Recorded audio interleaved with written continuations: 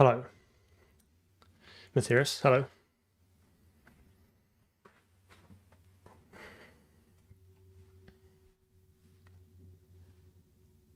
Connor, around.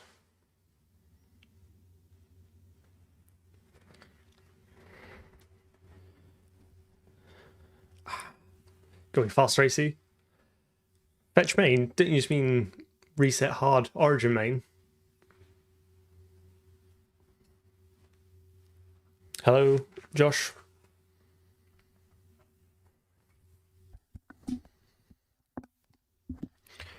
Oh. I hope everyone is having a pleasant Sunday. I had to check then. It's true, it does not.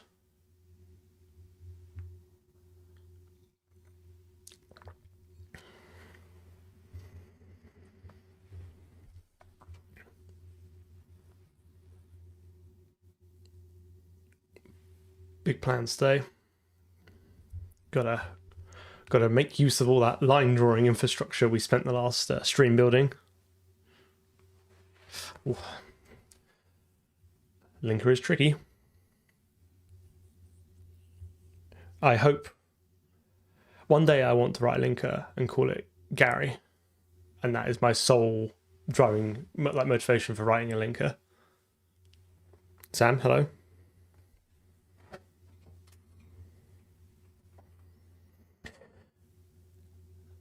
How long? Oh, the last project was 12 months, like almost to the day. So I'm expecting this is going to take about a year, and we're like, what, a couple of months in?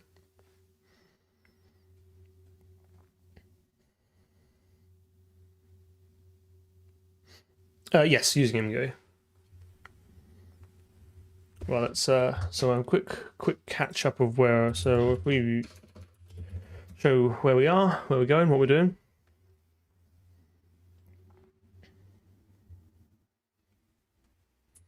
So what we've got so far, it just kind of loads like one asset at the moment, and then we can open up like the editor, select it, and then move it around, rotate it. We've got the sort of various gbuffer components at the bottom for us to kind of preview.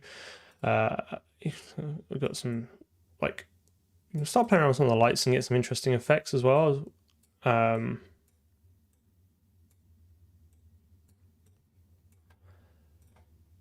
But yeah.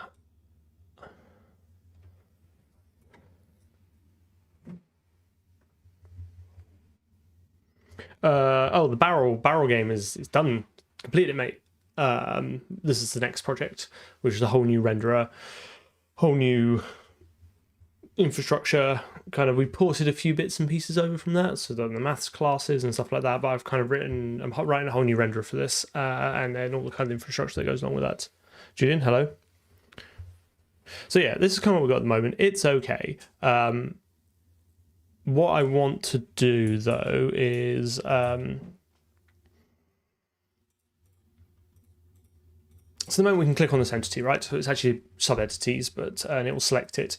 But it's doing the ray cast is like super inefficient at the moment. It's whenever we click in, it constructs a ray, and then it iterates through every single triangle, which is quite expensive. And it's kind of all right now when we only have one thing, but when we have lots of things, that's expensive. Also, if we want to reuse that ray casting intersection logic for when we shoot a gun, like pew, pew, pew, pew, or however guns go, I don't know one, then we're going to want to have that a little more efficient. So today I want to, we've got some infrastructure for drawing lines, as you can see by this one great big line that just keeps on going. I want to do access aligned bounding box around the entity and then render it. And then the next thing is we want to be able to have a drop down menu for the assets that we have. So this is like a cross section of the level. There's like other corridor pieces, corner pieces. We should be able to click and we should be able to drop those into the level, start moving them around, and start building out a level. So we're going to flesh out. Basically, we're going to flesh out the level editor.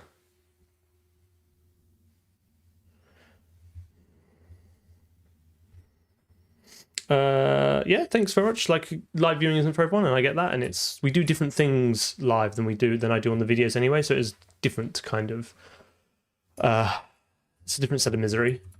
But appreciate you coming on and saying hi. And then we still got like this. The render is still pretty basic at the moment. We still need to do like tone mapping. We still need to do bloom. We still need to do like emissive materials, decals. There's loads of stuff to do. So let's get on with it. So where are we at? So if we go to the renderer, we can sorry, the debug renderer. If we have some debug lines, so we can construct. The scene owns a set of, sorry, the debug renderer owns a set of debug lines, which it can construct.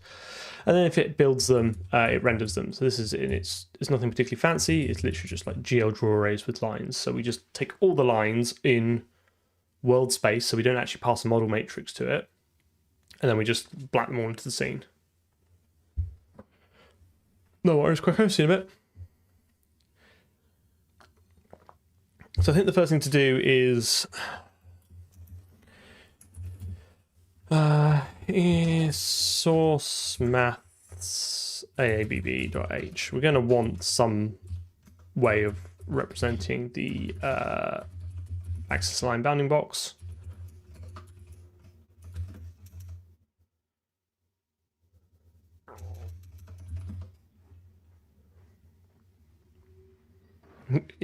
fun for the whole family.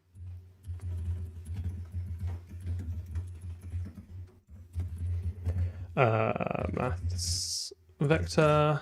Oh, study. I like to use the min and max. You can also do center and half extents, but that's my, I guess, personal preference. So vector 3 min. Vector 3 max. So those will be the minimum and maximum points around the object. And then yeah, we can do some maths as well to kind of handle the object transformation, which I'll go through. Because the entity itself has a transformation, so it can be rotated and scaled as well as moved, which kind of breaks the assumption of axis aligned bounding box, but we can do some clever inverse maths to move everything back into like the axis aligned space. The level editor is going to be kind of whatever I need it to be as we go along. I don't have a grand vision for it. We'll add extra components as we need to. Again, this is not an engine, so it doesn't have to be fully featured. It just kind of has to be just enough to get us where we need to be. So I'll just add to it as we go along and refactor as we need to. I guess for here as well, we should also bring in the formatter. Not that many times. What? And then we can do inline auto to string const AABB obj string. I think it's string. And then this should be able to return std format min max obj dot min obj. So this is just setting up our formatter so that we can, if we want to std println it, we can get it out and it just calls the sort of, I guess, recursively calls down the formatter of the sub objects. Just plain GUI. Like again, this is just for kind of me to build out the bits and pieces we need for the game. So there's the effort. I think the effort putting into kind of make it look fancy or different is not really worth it for the goals of this project. Gotta make sure it's included. Okay. Nailed it, mate. Right, so the first thing is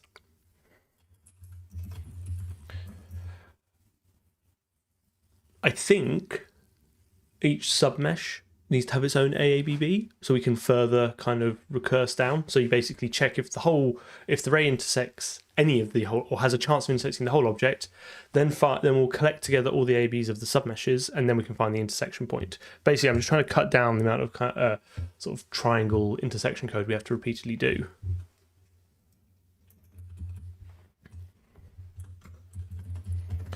So maths AABB, and then we can draw. My vision is that when we have an object selected, you'll draw like the parent AABB, and then in a different color the subchild AABBs, and just kind of gives us a bit of a, you know, kind of see the hierarchy of it.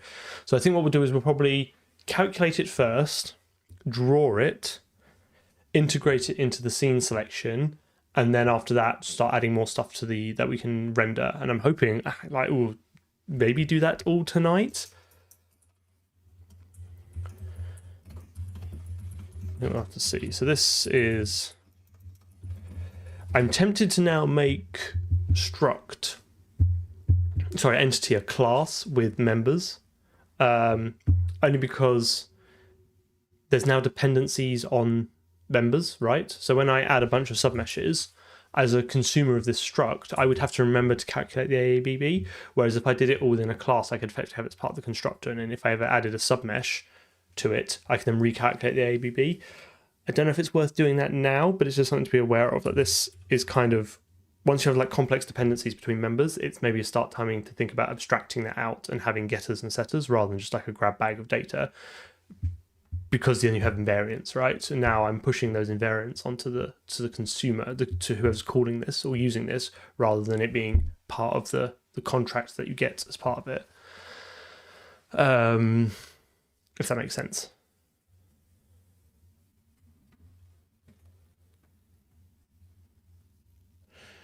In C#, the toString method is usually on the object itself. Yeah, so this is a great question. So let's just quickly go back to this.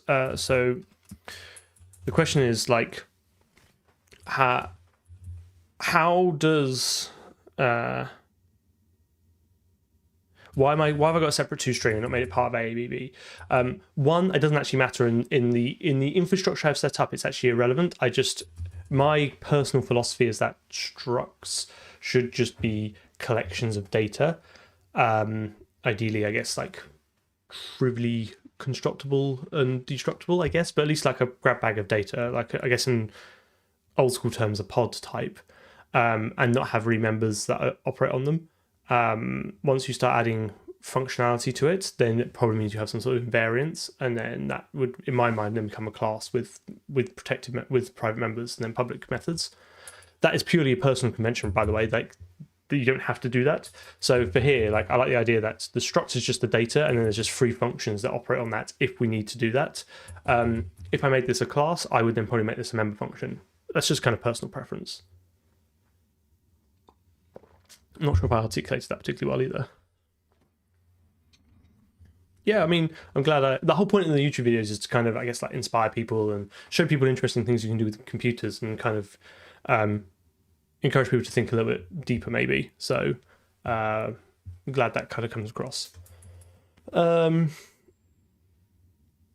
Okay, so let's go so now I'm already second. Well, I don't know whether I should go through the pain of making this a class now, or if I should do that later.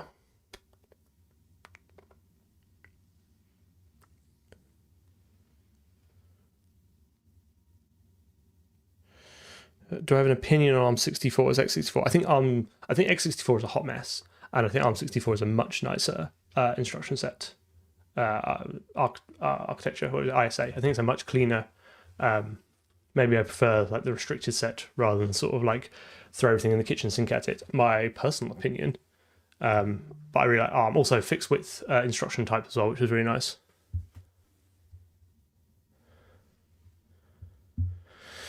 I've never looked at web GPU. I've sort of spent like, I don't know, maybe I spent like a couple of evenings in my life looking at Vulkan, and enough to know that I think I can make more progress on these kind of projects live with OpenGL. Let's get it working, and I think we'll refactor entity later, because otherwise I'm going to spend ages doing that. We'll just have to remember to calculate the AABB there. So where do we calculate this? Or I'm trying to work out who but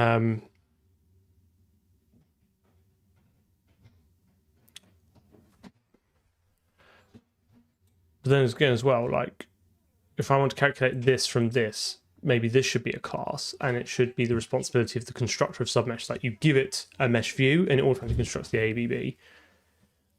And starting to think that may be the better way, because otherwise, right?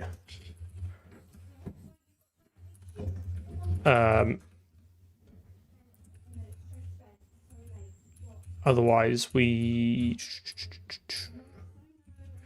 we calculate this, sorry, I lost my train of thought. Where do we calculate this? Here we go. We would have to remember to, we would have to construct it here, which means we would end up probably putting the functionality into main. I don't know if it really belongs there. Okay, let's do this right. So let's include source core. I'll put it in core for now. Submesh .h. Okay. Include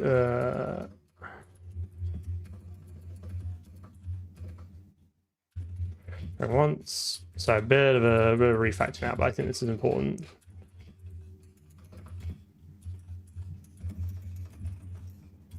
Entity, right, so we're going to lift and shift this over into here, make this a class.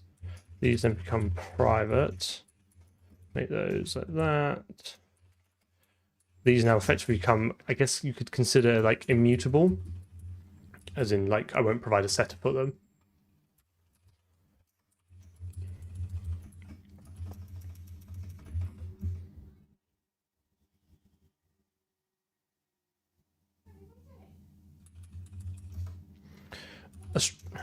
A structure and a class are exactly the same thing in C++, by the way. It's just the default access modifier. So by default, in a class, everything is private, and by default in a struct, everything is public. That's the only difference between the two of them. So now I can have... So what I can do is I can use this to restrict access to this by saying mesh view material index AABB, and then I can do I can create a constructor which will take a mesh view and a stood uint30t material index, and then we'll have some getters as well, and then when we construct this we can at that point calculate the AABB. It's been nothing but typos. It's just all typos. C student. There's one there. I did that one just for you. Okay, so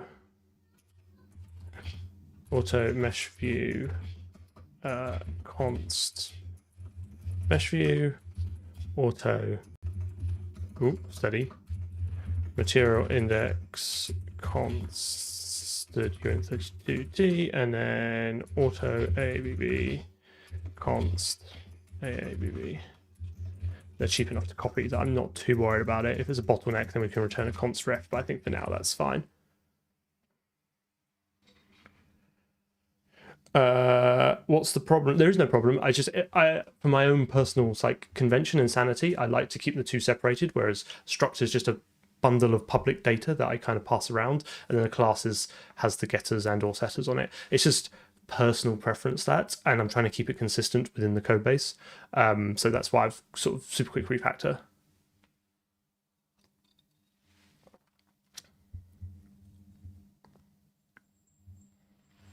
Yeah, so public and private just restrict who has access to it, right? So it just means a consumer of the class can only call these. They don't have access to these, so they can only get the data out. The data is effectively, to them, immutable. But because we have a constructor, it means we can populate AABB at the point where we give it the mesh view, okay? And then we don't have, kind of don't have to worry about it at that point. It becomes a contract of the class, is that the AABB will always represent that particular mesh data.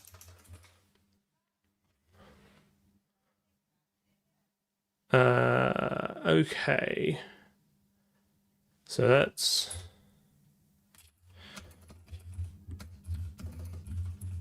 source core submesh.cpp, include core submesh.cpp, namespace UFPS, and I'm basically just gonna yank these out here, and then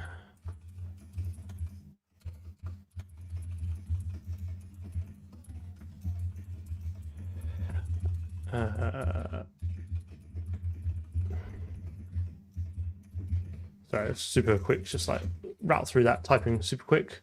Ceased it in, so important I included it twice. Okay. Right, now we can start filling out this. So mesh view, and then material index.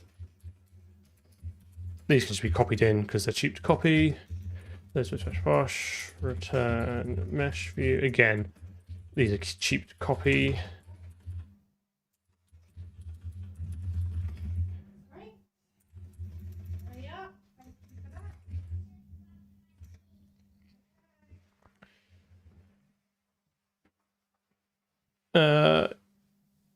Cheap to copy for now. I mean, I hope mesh view is always cheap to copy because I've defined that kind of contract for mesh view, right? Anything, in my mind, any types that I create that end in view are non-owning references to something, and they should be cheap to copy. And I'd hope a uint32t is always cheap to copy. AABB, we'll see. I guess it is 6 floats, which is a little bit heavy.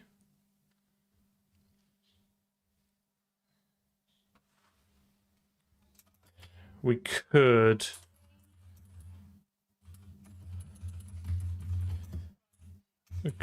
make that cheaper, I guess.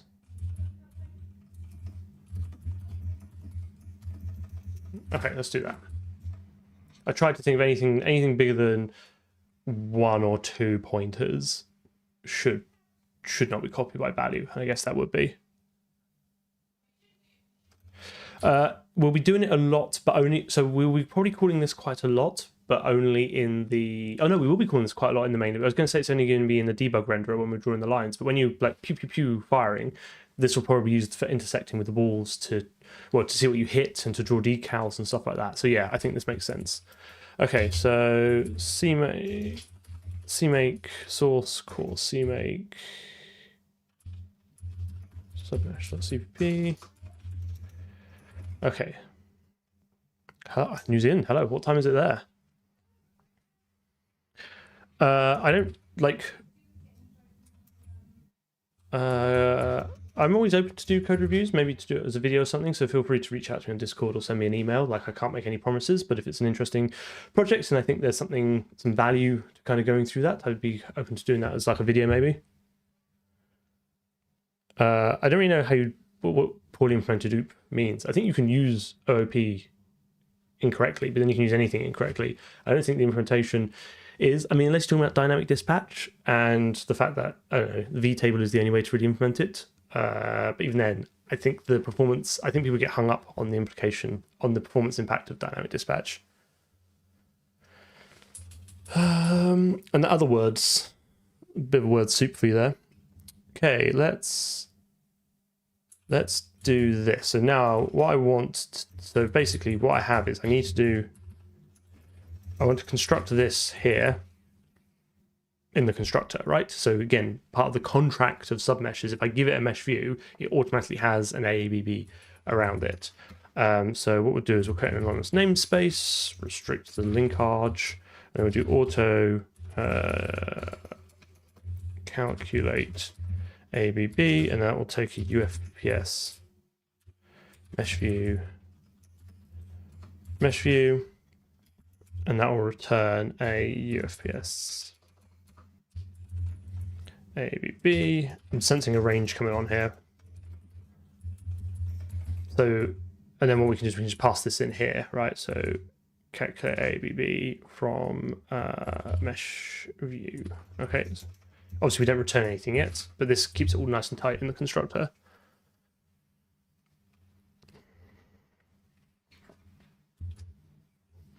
Yeah, I mean, largely at this point, the trading return type is to bait engagement and get people to to comment. But I do actually prefer it stylistically. But that's just my personal opinion. Okay, so what's a mesh view when it's at home? I've just realised we're gonna have to. That is really lightweight. We're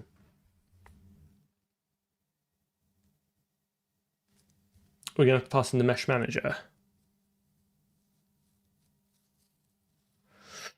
How annoying. How do I get the... How does this work in the... So actually, after all my talk of only having functions and stuff in classes, scene is a struct and does have a method.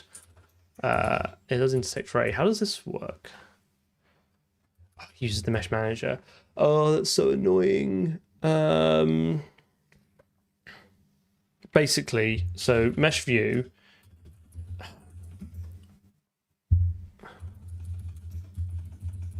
So quick drive-by change there. A mesh is just a collection of vertices, right? Like vertex data. Okay.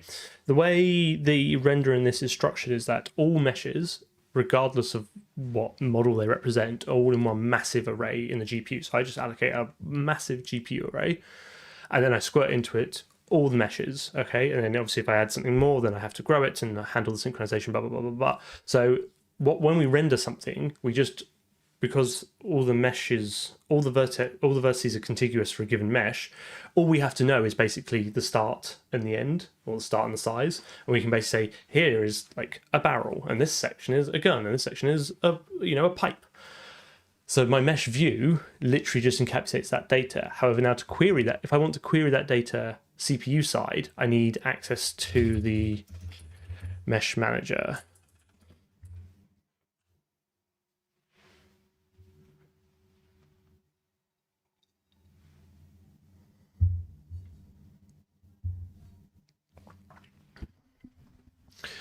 So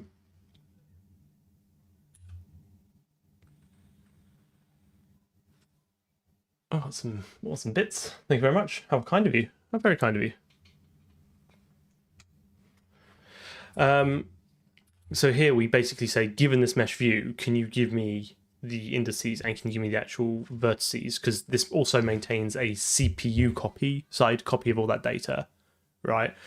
It just means that for our new submesh now, in order to construct it, we do need access to the mesh manager. It's not the end of the world. We don't have an alternative because our mesh view could track pointers into the CPU array, but then when it, as we found out before, when that gets resized, those will be invalidated. So I think we have no choice but to do const mesh manager. It just means we'll end up tramping that mesh manager around a little bit, but I think we're going to have to anyway.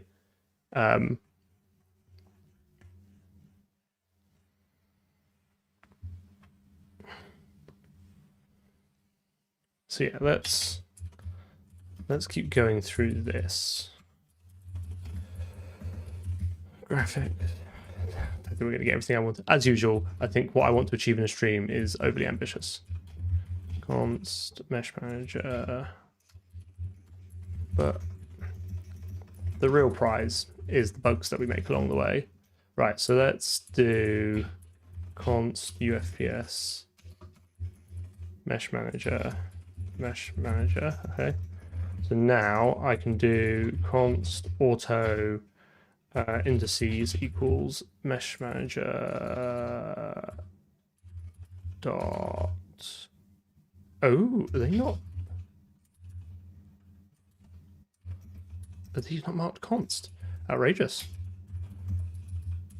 Sure, that's a bug.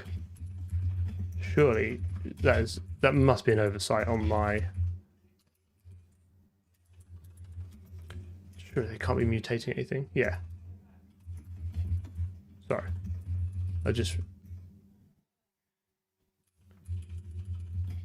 Is everything going to now be like have some weird const issue? These are going to have to be const as well. because otherwise you can mutate it through, potentially mutate it through that.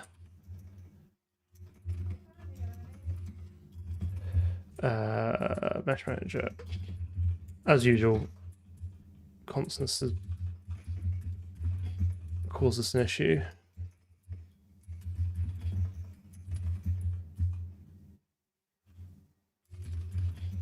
Okay, there we go. Right, so you can't return if a member function is marked const, it means it's a contract you enter into with the compiler to basically say that this function cannot mutate any of the class member variables unless they're mutable. Blah blah blah. Ignore that. But if you're going to return a span, so non-owning view over something that is a member, that data also has to be const. Otherwise, you'd break that encapsulation. How do I not get tired of a long project? I think the fact that, one, it's something I'm just interested in doing. Two, I really enjoy talking about C++. Like, don't underestimate how much I enjoy talking about C++.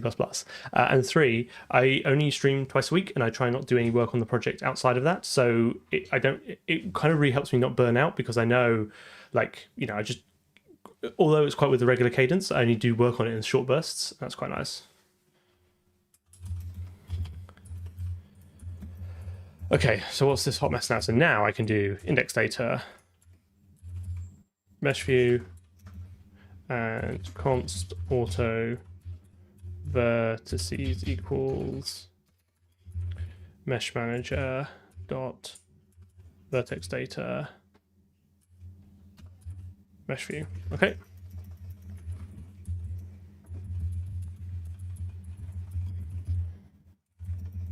Okay.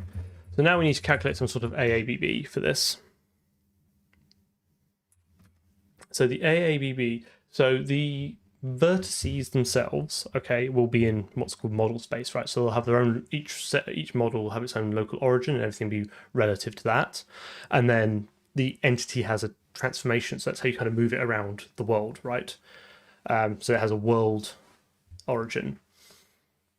Our AABB will be constructed in model space, I think. Yeah. So we effectively want the minimum and maximum XYZ component, both of those, the minimum, maximum XYZ component for every triangle in this mesh, right? Or for every vertex, I should say. So vertex data is this, right? So vertex data, again, these are just structs. There's no methods on them, blah, blah, blah.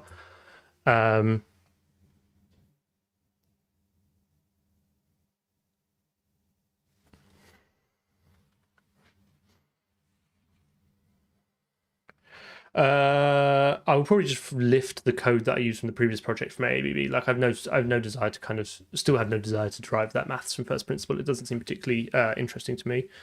I mean, I don't know if someone's being glib or joking, but like, there's no way you could write. There's no way I could write a project this size just in assembly.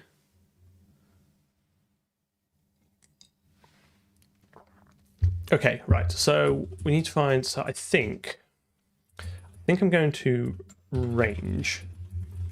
Okay. Very uncharacteristic of me. So what I want to...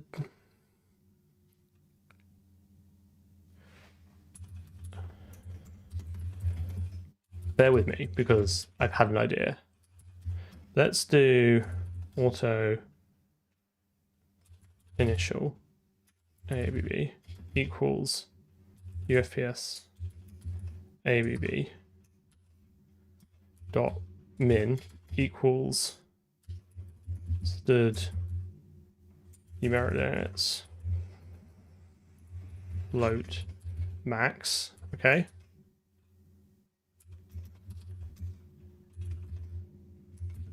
Max.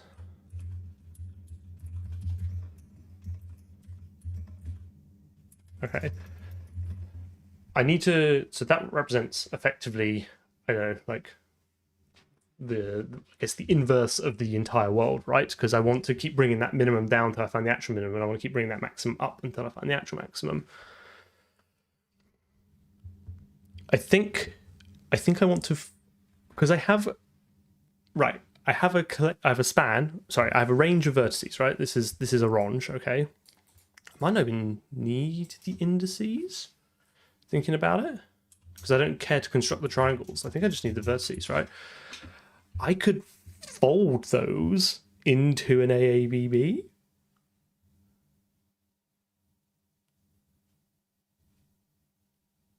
Is min interesting? I'll double check that. I thought min was the negative one.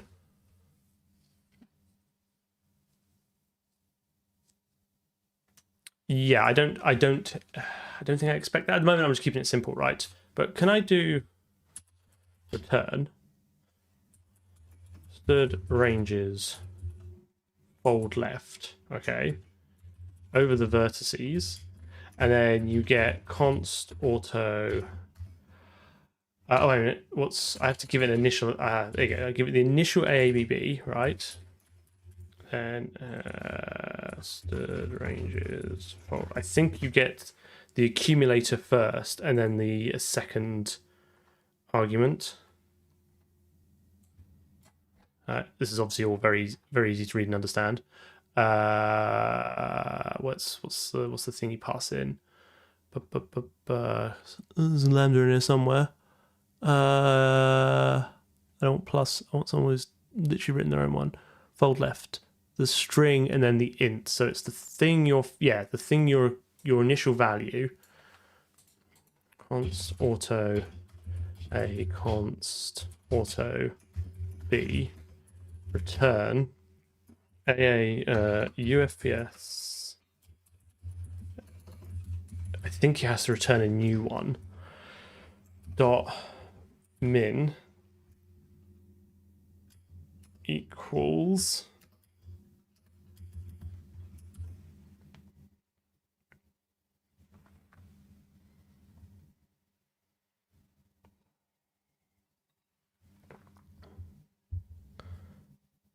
the lowest possible value. So I do want lowest. Interesting. Okay, today I learned.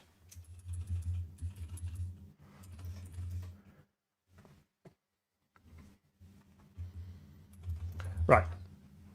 So if I then take the minimum, okay, between the current one I've got, dot x, and then b dot x, the dot position dot x, because those would be vertices, right? Hang on a minute, I want stirred min.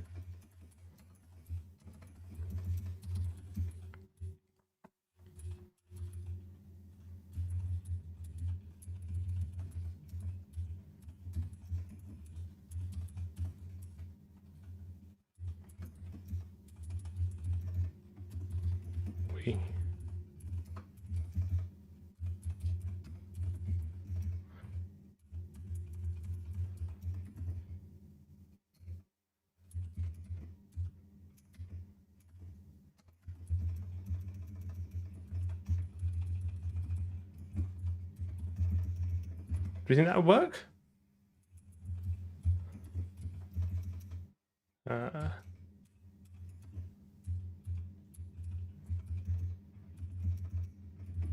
That's better.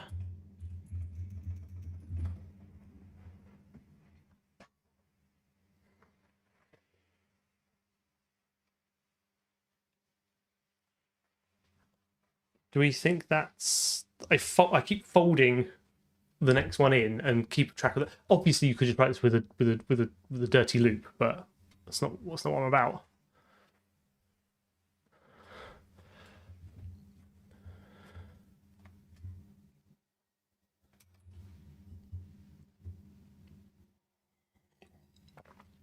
I guess we'll find out when we go to actually render it. Okay, so that should now construct the AABB.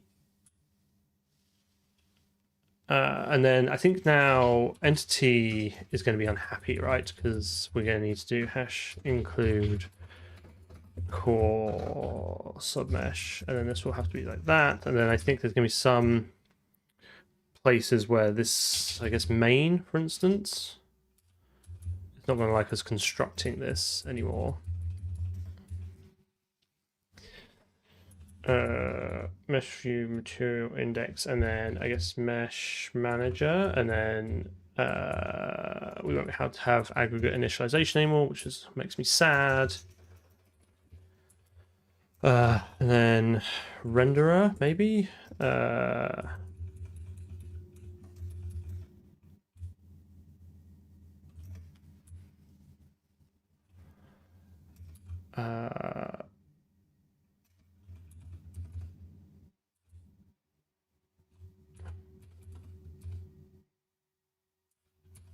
And then this becomes mesh manager.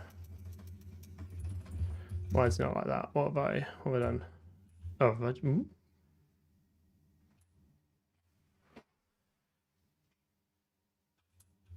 missing field AABB initializer. Yes. No. Ooh, what? So I'm trying to construct the submeshes now in line with the. Or did I actually add it to entity? Oh, I did. Okay, that's my fault. Let's keep things simple for now. Let's just remove this, and then we'll calculate that in a second. I think here this will now become material index like that. I think that's fine. Debug renderer. Ooh, study. Okay, let's see if this still blends, and then we'll debug. We'll draw the debug thing, and then we'll move on with our lives. Yes, this is all in command buffer. Yes, of course.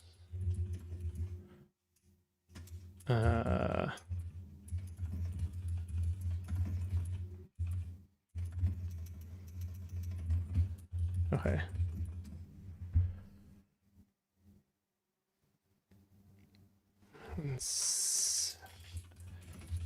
Scene.h. Yes. Oh, you can't decompose that now. It's so annoying. Okay, fine. So let's do sub mesh, and then we can do const auto mesh view equals sub mesh dot mesh view.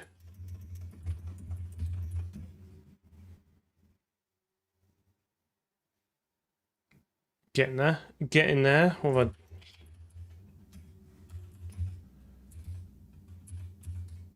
Pretty sure I... Oh no, because I do this in two places, don't I? I was like, I'll fix this. I did not scroll down far enough, and that is my own hubris.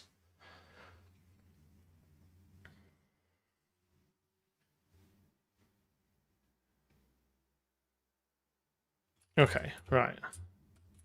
Let's see if this still works. We should be able to select this, move it around. Nice. Okay, nailed it. Easy refactor. So let's go to the debug renderer now. So now we're going to want to do... we're going to want to...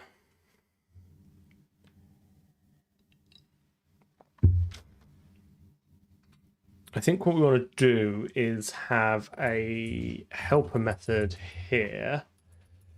Okay.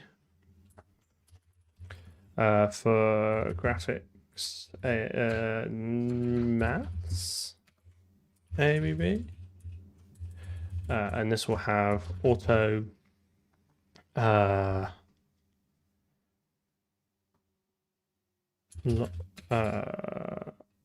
create AABB lines. This will take a const UFPS AABB. So given any AABB, we should be able to get a stud vector of not stud, that'd be nice. UPS line data, okay. And in fact, we're gonna do const auto UFPS color start color and const auto UFPS color. Actually, no, we'll just have color. It doesn't really make sense to have a start and end color because the lines could be all over the place. Reference. I do have a fun reverse engineering project going on, and I'm going to be filming it this week, so keep an eye out for that. It's not too long ago. Yes, they should. Thank you. Good spot.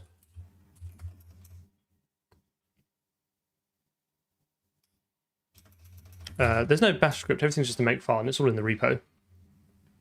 Okay, so return that. And then what we should be able to do then is here. Can I do this with a range?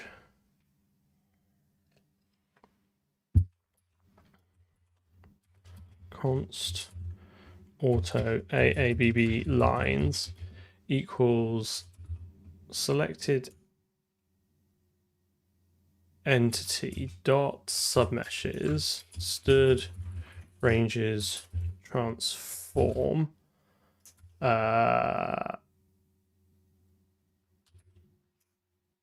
const auto e return create a lines e I don't know, green, I guess, so 0.0f r 1.0f 0.0f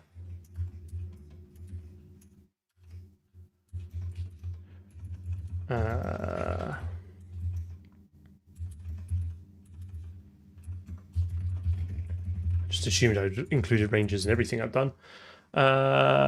Stood views, isn't it? Sorry. And that's transform.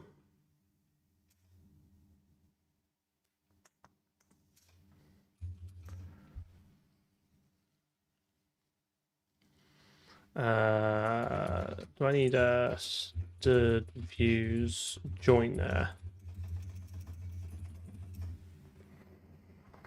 I'm trying to take each submesh and then create from that the debug lines required for each of the submesh AABBs, and then turn that into one big vector. Oh, hang on, is it going to be e.AABB?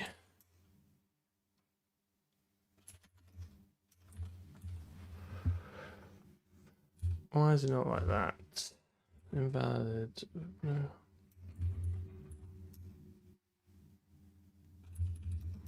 I'm pretty sure that's right, because then what I want to do is do debug lines dot append range AABB lines.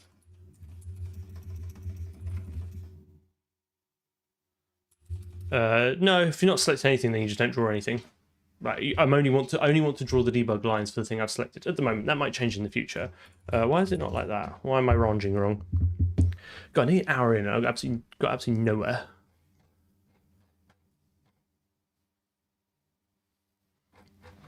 Anyone understand any of this? Oh, that is a hefty error. That. Okay, but I don't care. No match time for const submeshes to ranges to transform something const issue.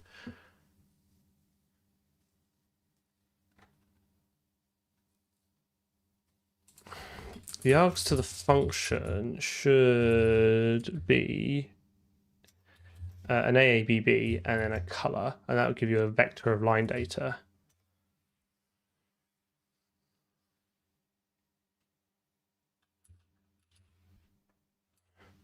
And that is a vector of submesh, right? Of submeshes, a vector of submesh. So E here will be a submesh, right? And then submesh has an AABB function on it. So I don't understand why I can't transform that. This should give me a range over effectively sub-ranges of line data. Okay, and then I should be able to just join them all together, and then I should stick them straight to debug lines.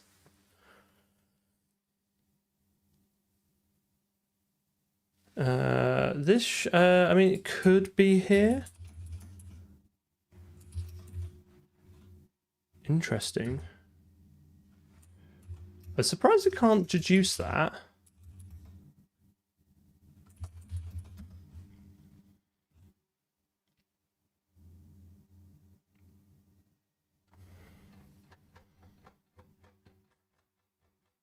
I could just do this with a loop, but I just feel like I'm feeling rangy today. You might be right. I can't remember. C++ is miserable. I don't. Here, what's this? Oh yeah, who's? I think. Did someone just mention this?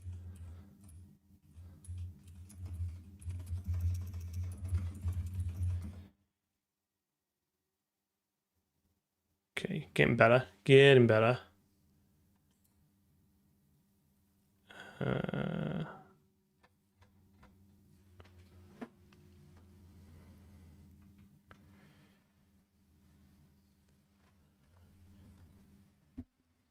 Thank you very much. Apologies, I missed that. Sometimes I just miss the right answer.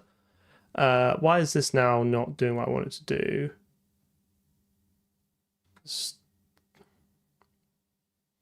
It doesn't think... Is it because I've marked this as const?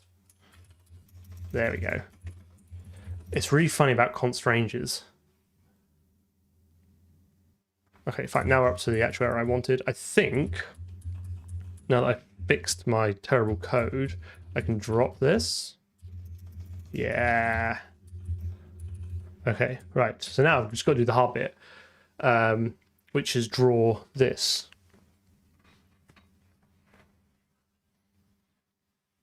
Yeah, I guess, yeah.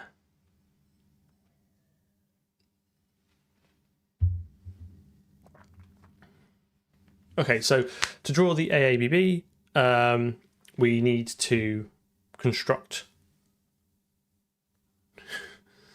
3, 4, 12 lines, right? The pillars, and then the top face. Is it 8? Sure, it's not 8 lines. There's 8 faces, but isn't it fences and posts? Isn't it? Isn't it like 12 lines?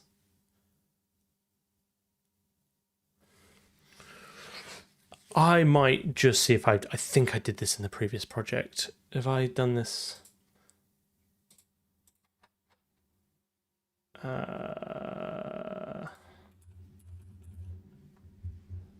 I'm sure we had this. Because this is not interesting maths, right? This is just... I can't remember where it was. Oh, fine. I'll just do it the hard way. I can't remember where it was, though. AABB. Like, I had a... Where would we have been doing it? It was probably in, like, the level routine. Intersects frustrum, create camera, get level loaders. It was one of the routines, I suspect. Render routine? Physics routine?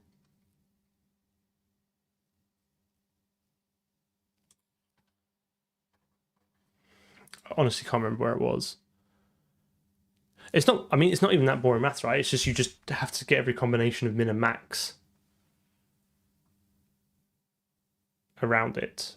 I don't think it's that bad. So let's take we'll do the 4 pillars first, right? So you're going to draw a line from the min x and max x, but go between the 2 z components, right? Because they're stacked on top of each other. So let's return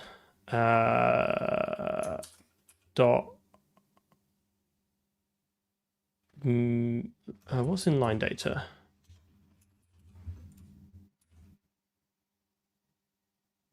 So I have to do it in pairs. Dot position equals AABB dot min dot x.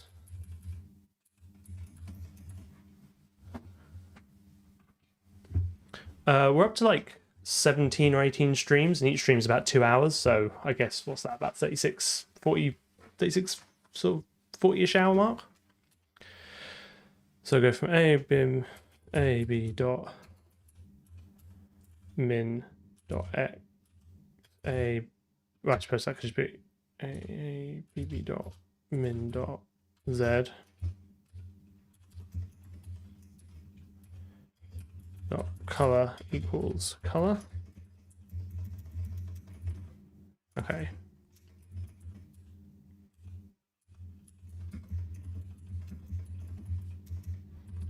So then the next one's gonna be,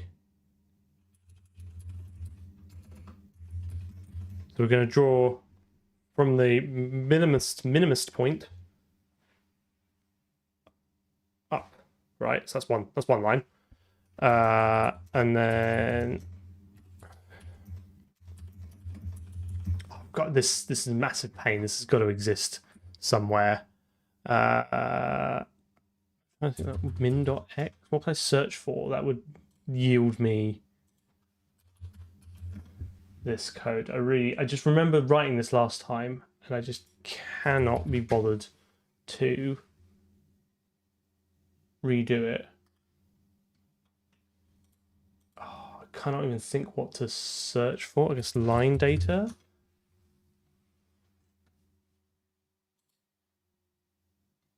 Debug lines. Shape wireframe renderer. That sounds promising. Here we go. Here we go. Right. So in fact, I need another helper method.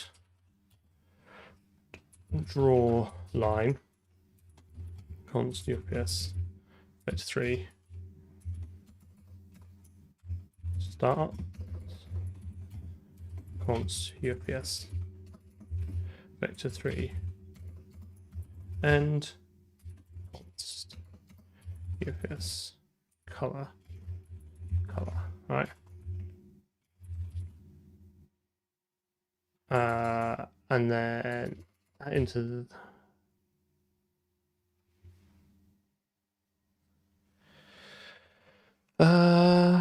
this populates it into a stirred. I'm not a massive fan of doing it this way, but I think this might be enough to get us going. Lines void, right, and then basically we do lines dot pushback start color. And then end color. So that'll push the 2 points back, and then we do auto lines equals stirred vector. It'd be nice to kind of do it all in one big allocation, but oh, what are you gonna do? None.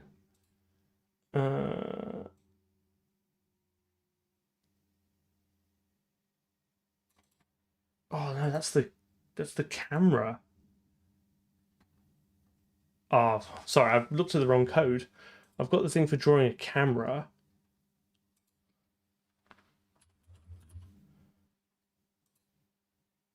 Drawing the frustrum. Where do I?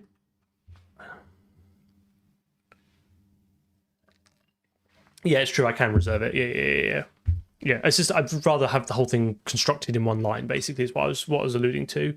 Oh, how annoying! I thought I had the code, but this is just drawing the camera. Where else do I get lines? I definitely remember doing this in the last project.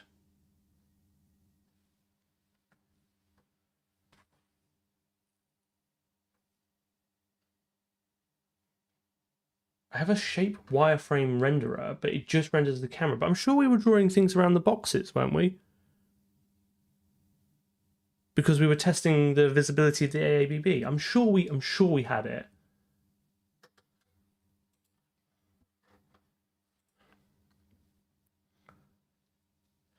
No, because we still used it for the frustrum culling by the camera. So I'm sure.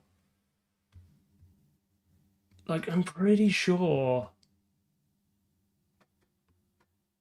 I did it. Oh, well, we can still use this. This still might simplify things a bit, right? Because now I just need to put in all the pairs of draw line.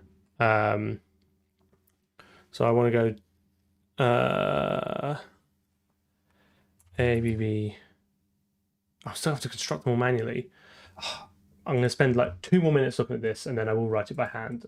But I'm just really annoyed because I definitely had it.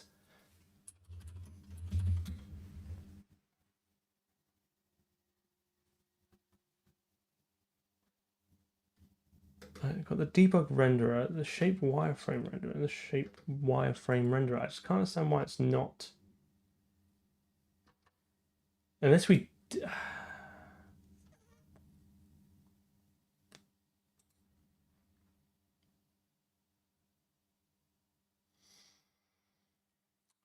Where do we use the shape wireframe renderer? Shape wireframe renderer.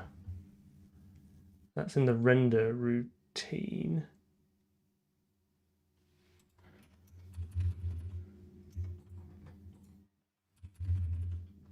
Render routine and the wire.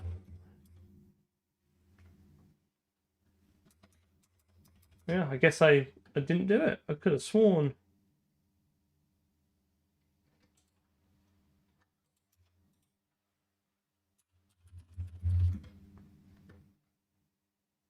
I had done it previously.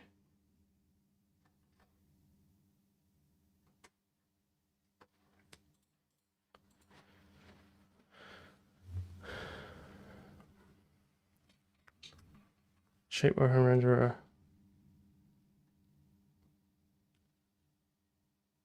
Where are you seeing that code? I can't see it. Oh no, have I got the wrong branch selected?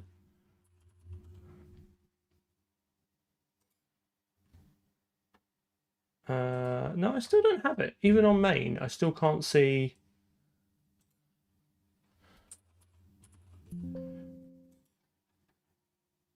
Wireframe renderer.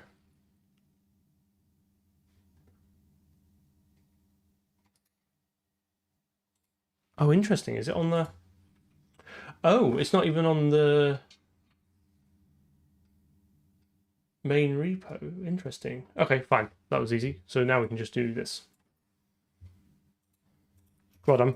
I knew I had it. I just, for some reason... So unfortunate byproduct of how I structured the last project is that it had to be 2 repos. And I guess it wasn't in the one I thought it was going to be in. But hey, oh, what? That's not how one vims. Thanks, AC. And then this looks like I chose green last time as well. It's obviously a popular color for AABBs. So that would be color and then lines.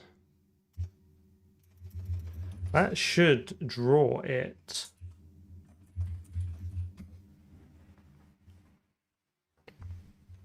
Yeah, well, I'm a professional streamer. I know what I'm doing. I have everything prepared. Oh, good numbers tonight. Hello, everyone.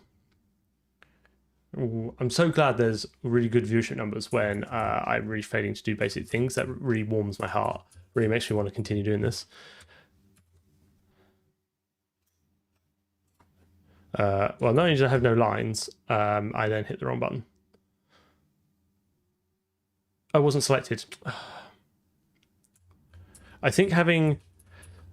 So here's the problem I have that is entirely manufactured by myself, is that I remap caps lock to escape. And then but then I now have to press shift to move the camera around in debug mode. So I often mistype that. There we go. Do we think that's right? I guess the other question is that right?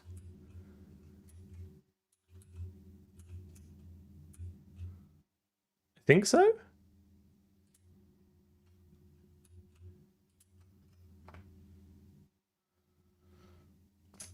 It's true. You have to remember, your success is my success. Success flows up, right? So you can do all the work and I will take credit for it.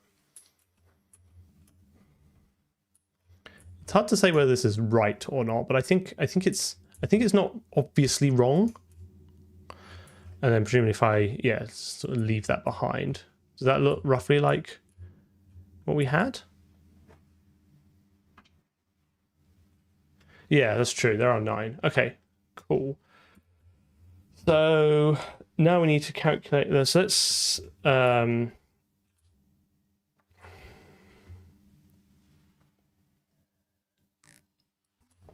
but we now need to transform those by the entities transformation matrix. So I think what we now need to do is have const auto UFPS matrix for transform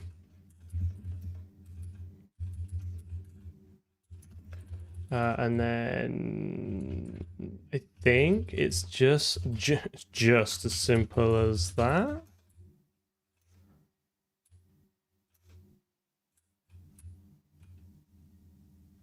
Of course, it now won't be able to deduce the type, so that will have to be obviously. Nothing's ever seen. Bleh.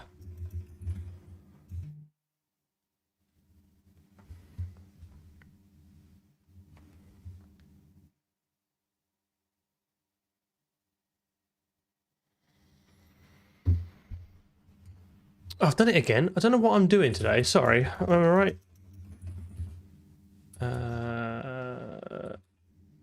I think.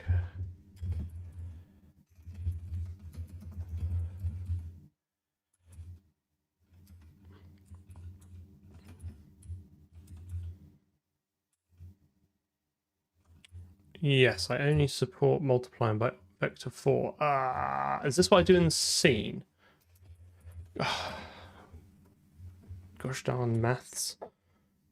Where do I transform the ray? So I have here. But you can construct a vector 3 from a vector 4? Question mark? Or is it the other way around? Basically, why does this work?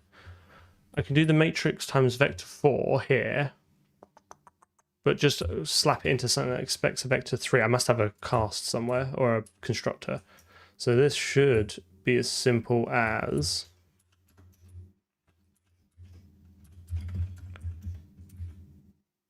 interesting. Yeah, but why?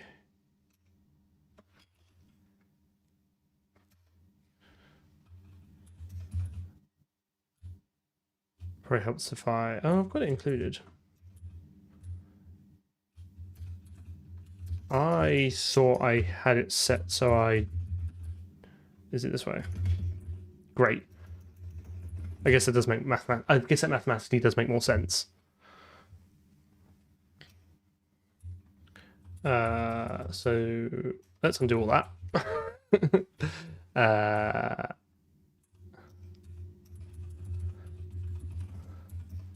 And try this. I think we're set for a macro here. FA transform times UFPS vector 4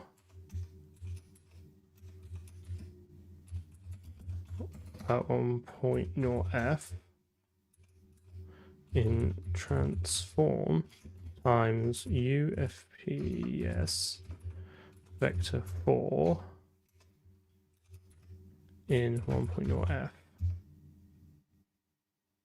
I know there's a typo, but I think that macro is pretty good, and I can just fix them all afterwards.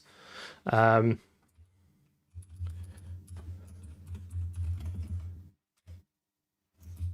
then so x vector with vector. Boom. Oh, nailed it. You crushed it, mate.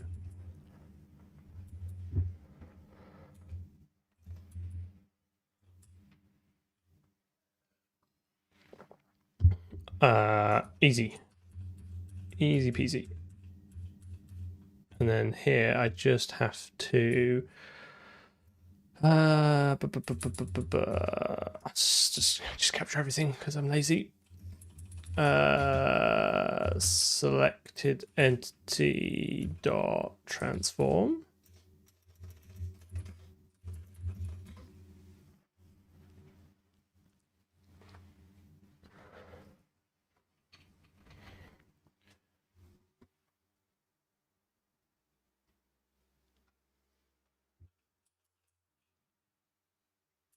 Okay, let's see if this works then. Hello, Lucas, hello. Right, select and moment of truth. Oh. I guess the big one is always like scale. Scale tends to blow things out. Oh yeah, look at that. Obviously, it's rendered there not as AABB, but with the inverse. If we take the inverse matrix of the transformation matrix, we can then use that to transform the ray into model space where it will be axis aligned. So that's kind of the trick we're going to do here, is that we don't suddenly have like randomly any OOB or something orientated boxes. I'm going to do one box over it all in a second, and then I'm going to make this a different color. This is just visually. This is just I'm building it up in layers. OABB, yeah, that's it. So this is not that. It just looks like that, just to keep you on your toes. Yeah, object aligned bounding box. Yeah, it looks like it's object aligned, but we still do all the intersection calculations in model space where it will be axis aligned. It kind of means we get the best of both worlds. It means I don't have to keep recalculating the AABB and make it ill-fitting as it like rotates, right? Because if you imagine, if you had one AABB in world space, as I rotated this, you'd have to recalculate that, and then it would get like not very well fitted. Well, hype training. I don't know what it means, but it's always good. Okay, fine. So let's comment this up. That is not my indentation.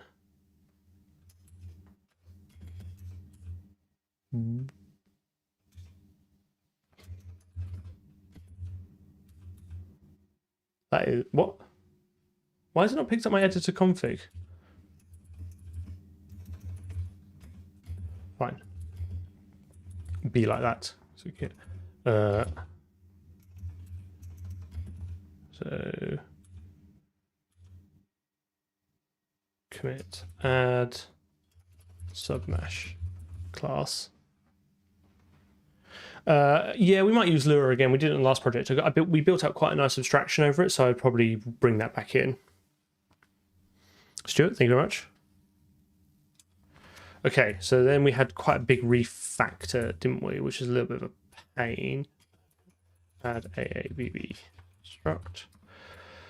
So what does that look like? Entity and scene, and then command buffer, and then mesh. These are all the... Actually, hang on. Some of these are smaller commits, aren't they? I think... So that was just a clean up. Includes.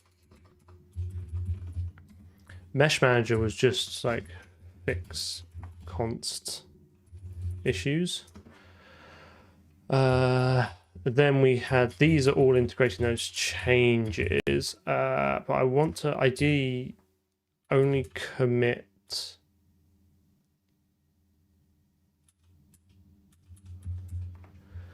is that all separate?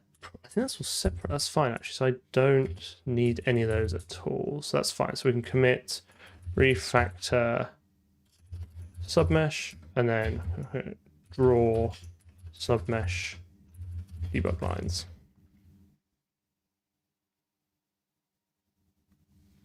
Oh, we could delay for reflection, yeah. Just waiting for GC16. I think it's gonna be like a month or two. Okay, so let's now pull out entity into a class. So same refactor, And then this way, this can have an AABB, which it will calculate from all the submesh AABBs. We can probably just fold all those over into one big one. Bish, bash, bosh. Away we go. To be honest, compilation time is not too bad at the moment, and it's something that I'm not really putting any focus on because this project is small enough that I think we can get away with using all the fun features and not stressing too much about compilation time. That's kind of my view on it. But it's a good question, and it's something for large projects in C++. It is something you unfortunately have to keep in mind is like the impact, because especially in like a team environment, increased compilation time affects everyone's productivity, right?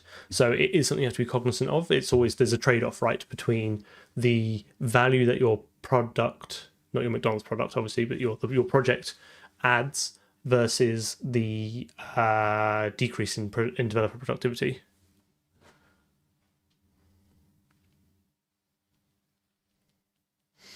Yeah, I mean, I've had some pretty bad ones before. I've worked somewhere where a full build from scratch, no cache across all architectures was 8 hours. So yeah, that's kind of the worst case scenario. Got to get that product.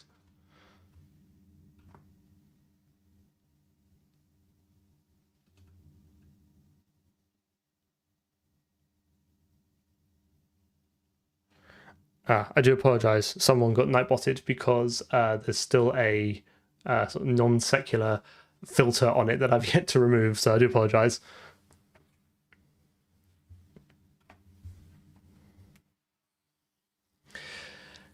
But this was like, yeah, we had some bots come in who were spouting some religious nonsense, and I had to put in some specific words to be filtered, but that's not happened in a while, and I should probably wind those back now.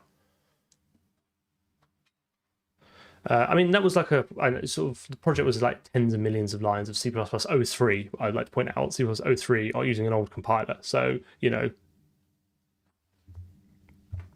Okay, so we have to, so now let's start hiding this.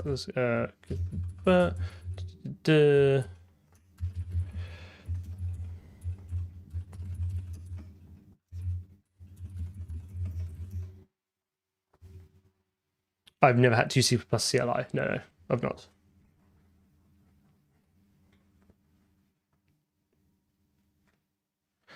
I don't have LTO enabled at the moment, I don't think, but I probably will eventually because it obviously like does have advantage, or at least maybe the release build should have it on, because we will have different options for debug and release, and we kind of do at the moment because basically how the resources are combined. The release build on GitHub at the moment, whilst it is in debug, I would consider it like the release CLI build, has extra flags and stuff that has to pass in. So it's something we can look at there. So entity is going to need, so if we've already computed the submeshes and they already have their AABBs, we won't need the mesh manager at this point. We just need to pre-compute those submeshes and pass them in. So we should be able to do, actually, let's pass it, I guess. I think this is one of the things I am quite inconsistent on, is pass by value for constructors. Like,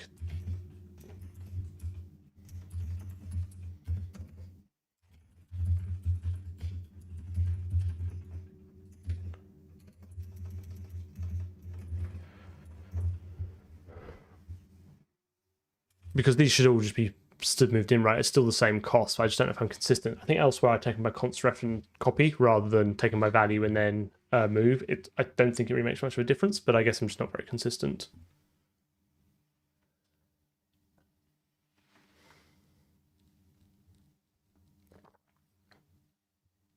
U is because I can't be able to find the Unicode for micro, so it's especially micro FPS. So a small FPS. That's the project, is micro FPS, but I can't be able to remember the chord that I need to type on my 60% keyboard to summon a micro key. Or the Greek mu, yeah, I guess. Vibration of the key presses passes to the mic. I've done my best to kind of filter that out. I can only apologize if it's still there. It is what it is. Okay, and then we're going to want auto name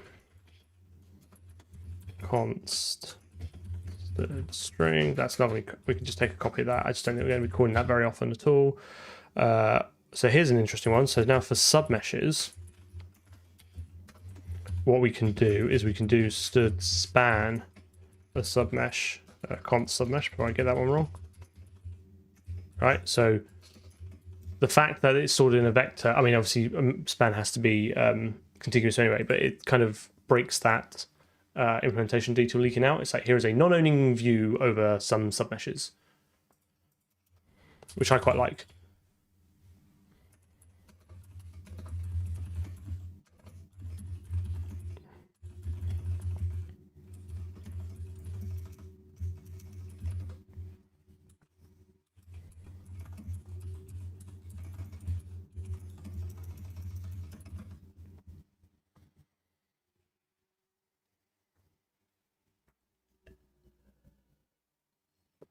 Of course, the joy of Unicode, where there are the same glyph under different guises.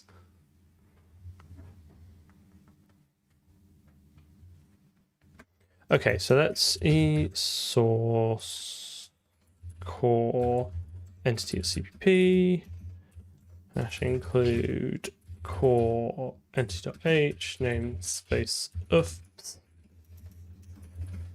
Entity, bring that over here. Also, I'm now going to need a auto AABB const AABB ref. Kind of format can only do so much. AABB. Okay. This is 26. I think we have a couple of 26 features in. Are we using anything from 26 yet? It's definitely 23. There might be. Have we used anything from 26 yet? Can't remember. Concepts of 20. It was one of the big four.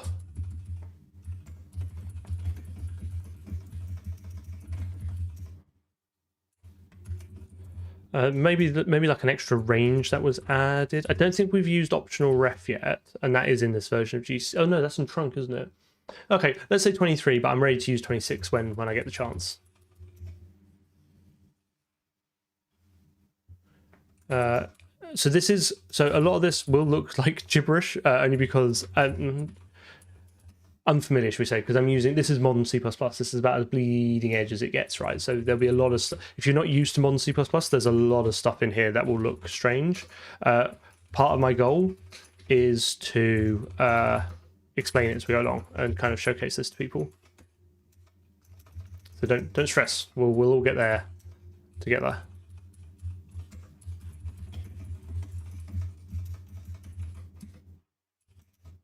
I think that's right. Entity, and then we can name to move name submeshes move submeshes. I think I've got a move constructor on my transform, although to be honest, if it's a matrix, then it's just an array of floats and it's the same as copying anyway. In fact, I think, oh no, yeah, I think it's trivially copyable. I don't think there's anything funky about transform. I think it was just a copy.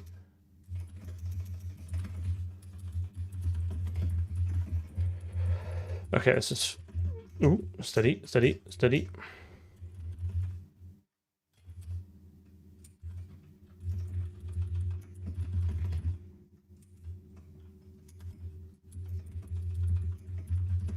Then we'll do the same trick as we did before. We'll create a helper function to calculate the AABB, so we can just use it in the class, the constructor initializer list, which I quite like doing. That's, again, personal preference. You could just default initialize the AABB here and then calculate it in the constructor, but I like to have everything in the initializer list. It also means if the type wasn't default constructible, you would have to do that anyway. Yeah, optional ref is in 26 and it's in GCC trunk.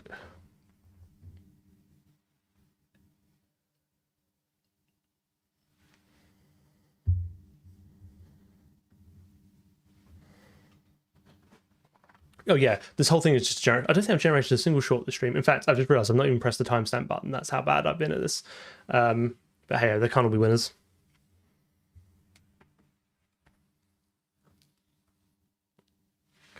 I think, yeah, I would hope at least within the industry, 17 is like a baseline, like minimum version now, because you know it's 8 years old, 9 years old.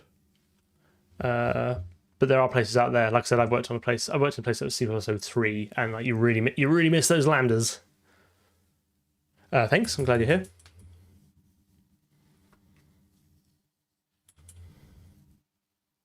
Yeah, but I mean, like, const doesn't really kind of work with the idea of moving, right? Because you have to leave the thing in a valid but unknown state, which implies it's mutating. The future of what? Auto create AABB, and then stud span of ifs, submeshes.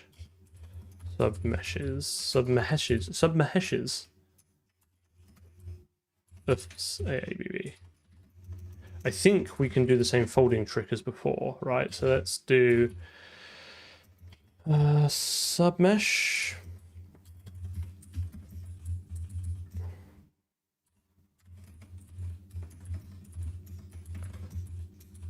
I feel like this maybe should even be a static, like, initializer for AABB. Just like, hey, get me like the impossible AABB, but it's fine for now.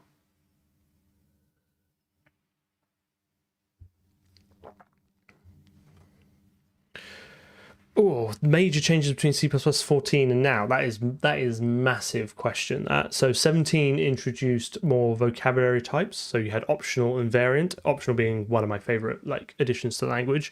You also got file system, and it also, if you're a real language nerd, changed the definition of PR values such that they could then describe in the language and guarantee something called RVO, return value optimization. But that's like, sure. It's important, but not something you need to worry about. 20 was a massive change. It introduced the big four, so that's concepts, ranges, coroutines, and modules. And only 3 of those are used. But that was 20 is a massive change. If you think of C++ 11 as modern C++, then C++ 20 is like postmodern. C++ 23 was a bit of a minor change. You got deducing this, you got improvements. You got the monadic operations on optional, if that's something you care about, and more ranges, plus other few bits and pieces here and there. And then 26 is going to be now the massive change again with reflection. Like, it's going to fundamentally change the language again, because you can now, C++ now has the power to inspect itself at compile time and modify itself, which I think is going to be absolutely fascinating. Because someone write in the chat the timestamp that I just said that, because that's a great short, and I forgot to add my short time tracker button. So I'm gonna double dip on the engagement here and ask someone to write that down for me.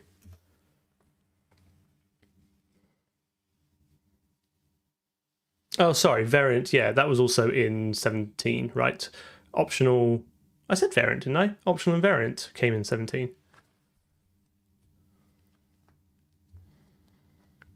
And then expected was 20. No, 23. 20 or 23. I can't remember. I'm not a walking lookup table for C++ features and versions. But a lot has changed since 14. I think JThread came in 17.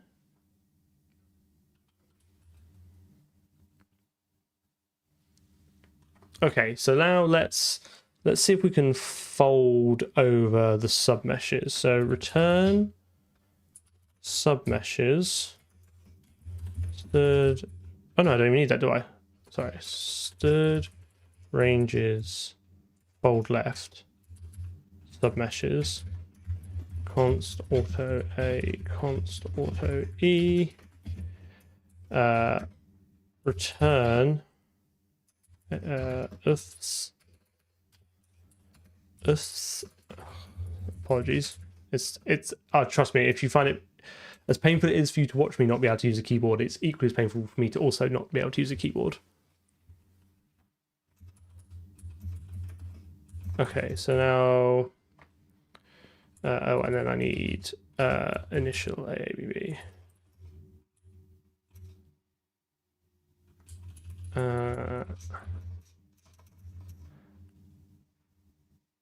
Oh, JC was 20. Okay, fine, thanks. I couldn't remember. There was new atomic stuff in... Isn't there atomic reference in 20 as well?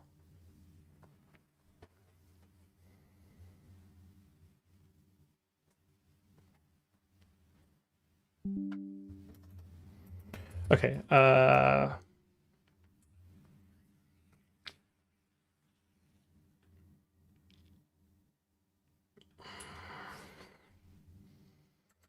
feel like I can just steal this misery here.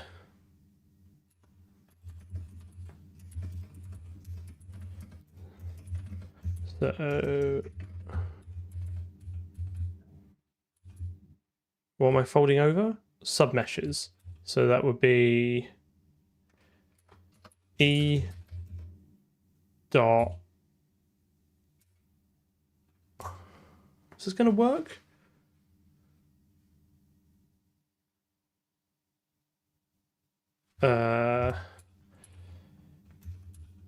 It is going to work because E dot AABB dot X dot min dot X.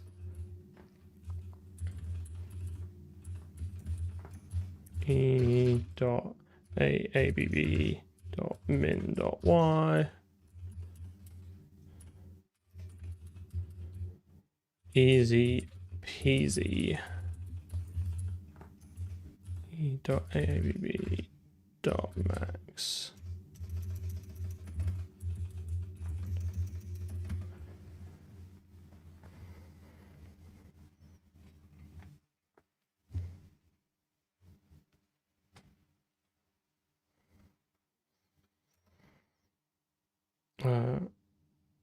I'm all right at C++.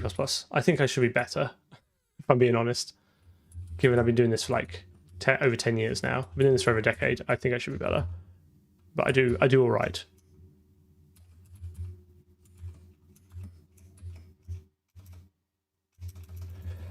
Just Ubuntu. Okay, so now we go back to the debug renderer. Oh yes. Sorry, a lot of stuff has now changed, hasn't it? So that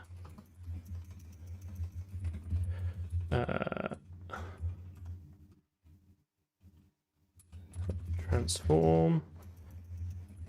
We should now be able to do debug lines dot append range, create AAB lines,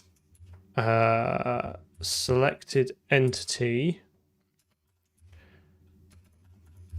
submeshes, and selected entity transform, and then 0.0f, 1.0f. Yeah. So I'm going to make the outer one green. And I'm going to make this one like a grey, I think. So let's do that on 4. Oh, not that. We haven't got HDR in yet. Is this going to...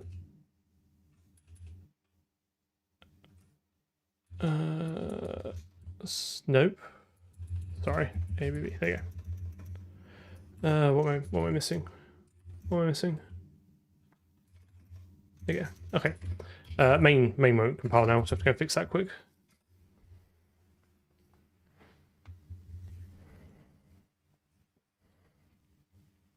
Oh, sorry if I oh, a sign range. I do. Well done. Good spot. Glad someone's paying attention.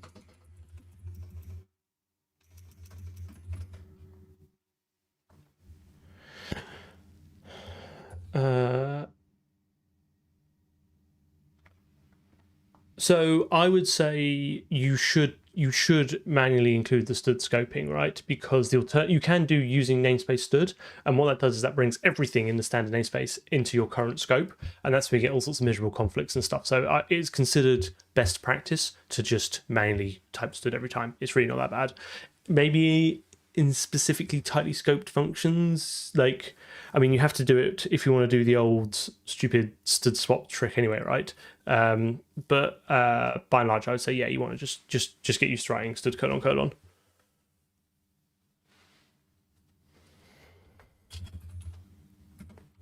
A lot of books and resources will be like, just write this, then it's easier. And I think that is wrong. And I think it does a disservice to you learning C++ to set you up with such a bad habit early on.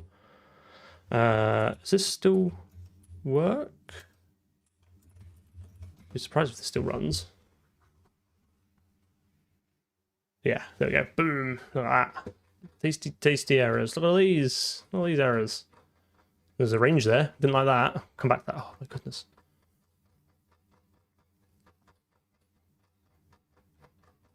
Still going. Still going. There's an error in a header file, isn't there? There's absolutely an error in a header file. I've run out of space. Okay, fine. I guess I'll just figure this out myself. Scene.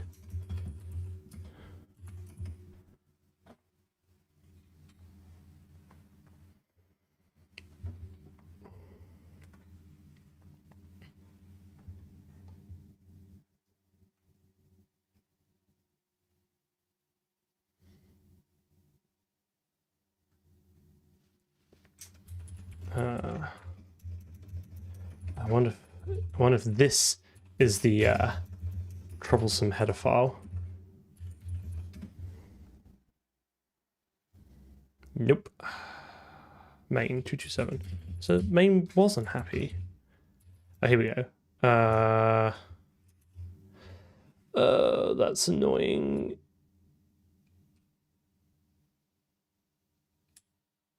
It's fine.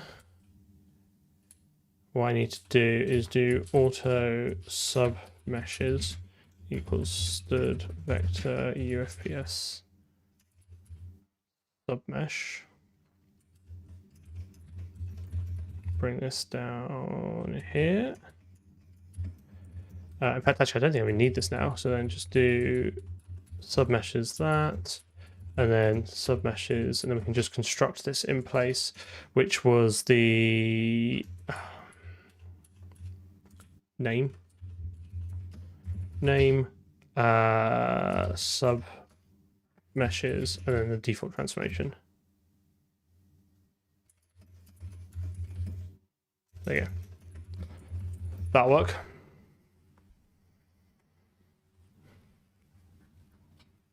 I mean, it'll fix that error, is what I meant to say.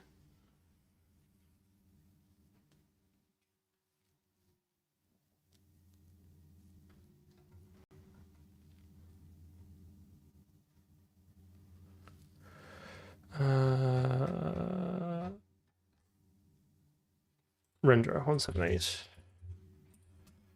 One of the real skills of C++ that is better to pass error messages. It doesn't help that this is quite a large font size, and I find it easier to see more of it, you know, have a bigger effectively context window. But just more brackets, mate. Just more brackets. Getting there. Getting there. Render 109. Oh, this bloody thing. So this will now need to be the vector of submesh. Getting there. I mean, you can improve template error messages by like using concepts, which I guess doesn't necessarily maybe address the point you're trying to make, but concepts do improve template error messages. Other than that, like I guess things will can always be improved. One of the big issues with C++ templates errors is that the compiler dumps out everything in case it's useful to you. So if it went through a series of substitutions that it couldn't make match, it will tell you all the ones that it tried, right? And that's part of the problem.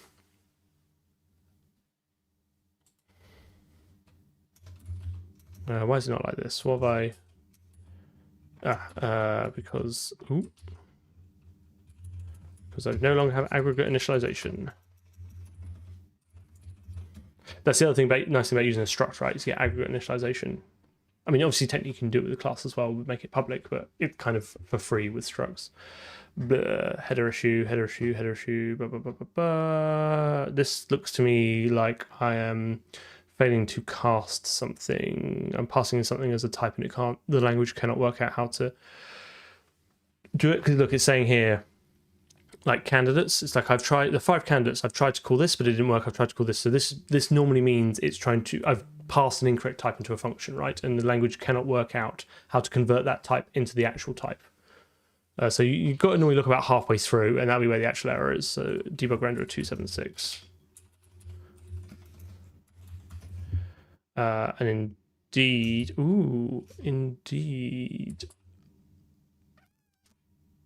that would make it mutable. Ooh, okay, fine. So that's easily fixed.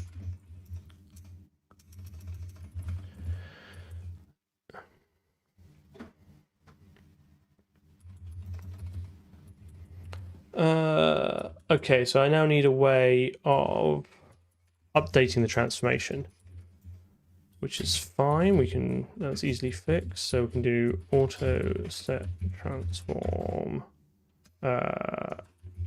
transform void. So this gives us select access to just mutate the transform. I think this is fine. I don't think this violates any other predicates or preconditions, right? Just setting the transform doesn't affect the others. That's kind of the thing you need to start thinking about when you're designing classes and stuff. If you just have a getter and setter for every type, for every member, right, you might as well just have a struct. It's only when they have like sort of intricacies and complexities and interdependencies.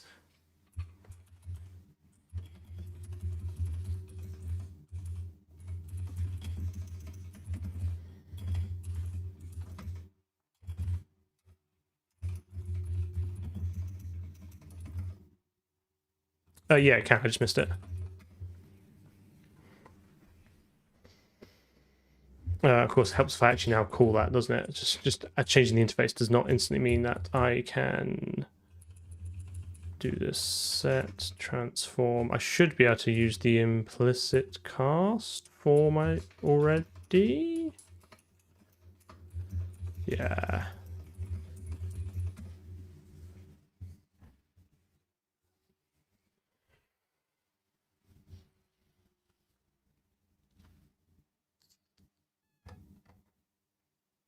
Again, this is the compiler saying like all the information that it thinks might be useful to me, but like it's got like memory order here, right, and IO state, so it's definitely trying to do a substitution somewhere.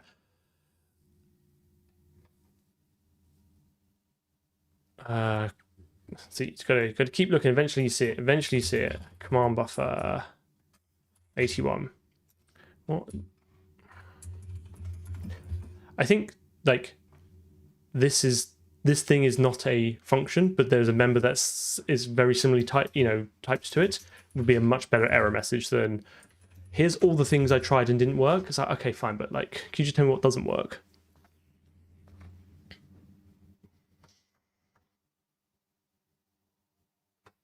Don't care, don't care, don't care, don't care, don't care, do not care, do not care, maybe care, maybe care, do not care, command buffer 40. Oh, of course. Nope.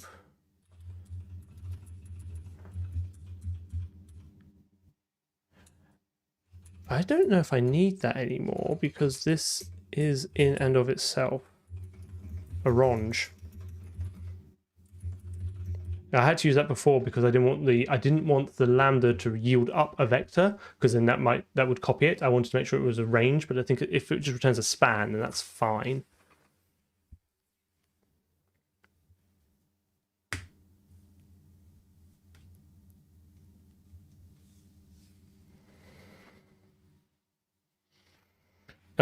It didn't take me too long to get code completion to work in NeoVim because I just used kickstart. So, is that a link error?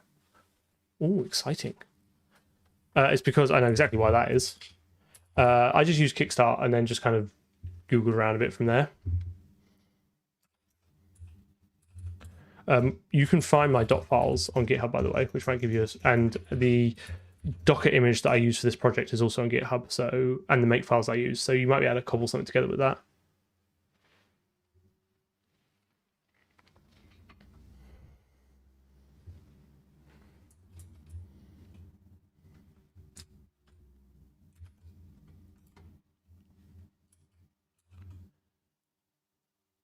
I think, okay, fine, that works. The issue is that, can you see the effectively the Z fighting there, the line fighting,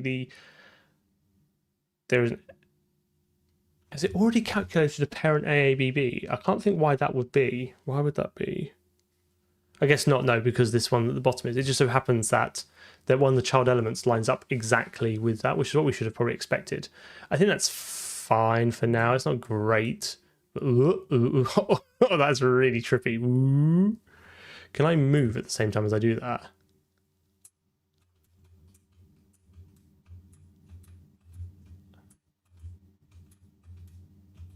That's cool.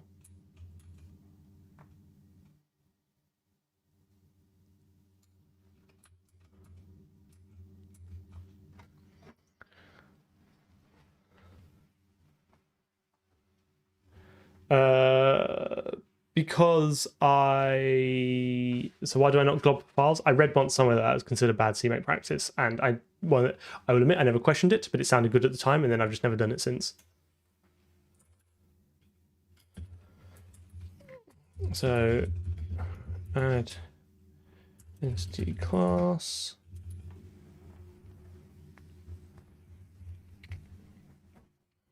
I suspect because you don't know a priori what you're actually compiling, right? And it could change.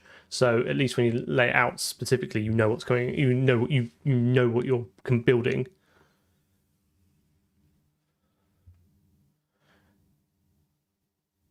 Okay, so let's do. So that's that.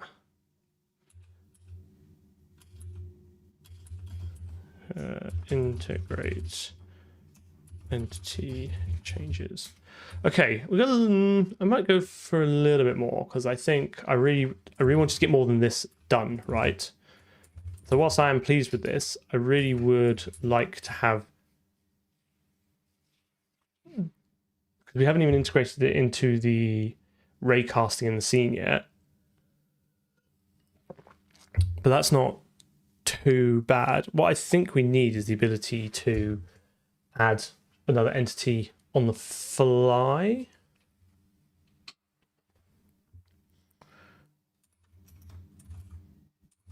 So I think there's quite a lot we can do here. So let's do I think for one, this needs to come like way down.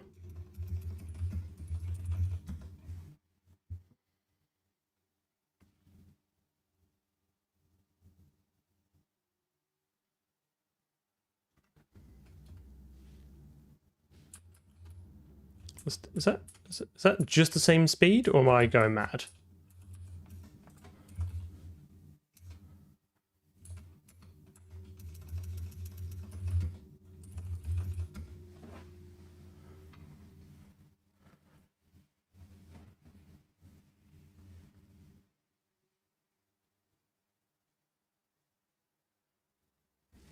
Yeah, I think, okay, that's a little bit better. I feel like I'm actually walking through. So what I want, so I think eventually we will have two cameras. We will have a player camera and a debug camera, and then we can switch, and they can have different speeds and stuff, and we can switch between them. But I think for now, this feels a little bit better.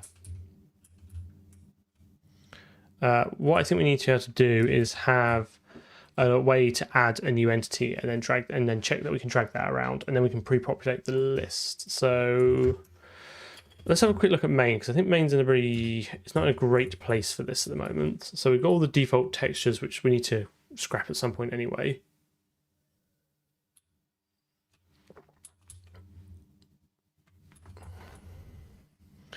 So let's look at Mesh Manager.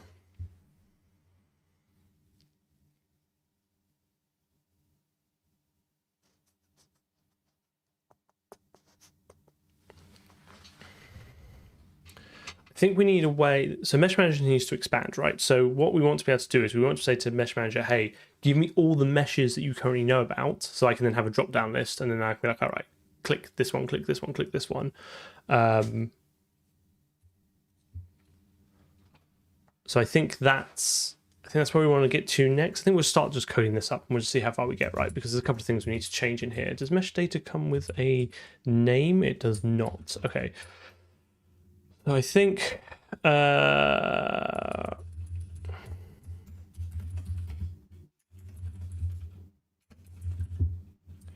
think what we want is something like, because again, we shouldn't be looking stuff up too much. So const, let's do the string view name, okay?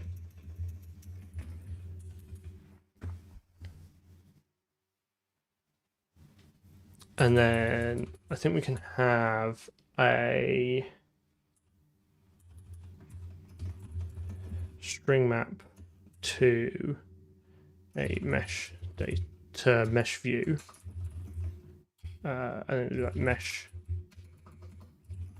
lookup. Basically,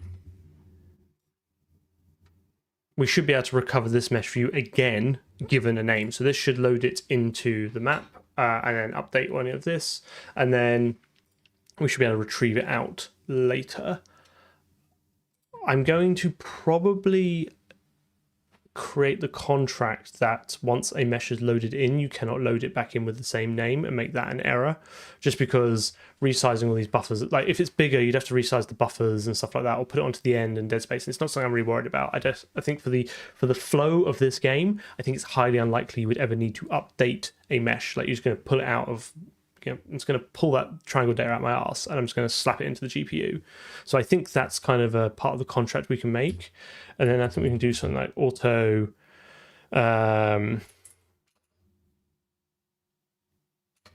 mesh string view name mesh view, and then we can get it back again later, right?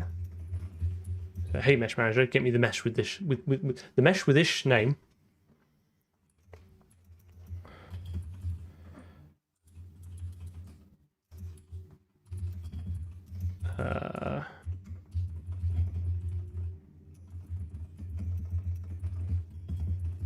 Let's start making that change.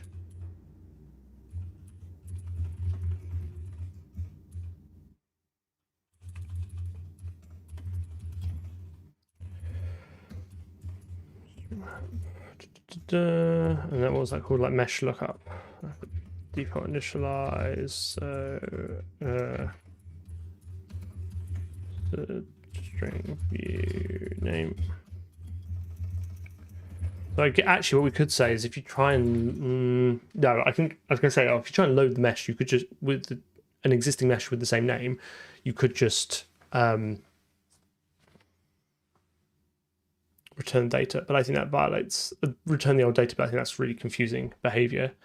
I guess this is technically a precondition. Like this is. It's a responsibility of you to keep track of what you've added to the mesh or check it's there first, right? Well, should it throw? Like, is this? So here's an interesting note for you. Is it an error or is it a violation of a precondition? Because if it's a violation of a precondition, we should just assert and make it the user's problem, right? It's just a courtesy to them. If it is part of the contract that you will always insert this data, then we should throw. So I think we should keep the contract narrow because I have a habit of widening contracts.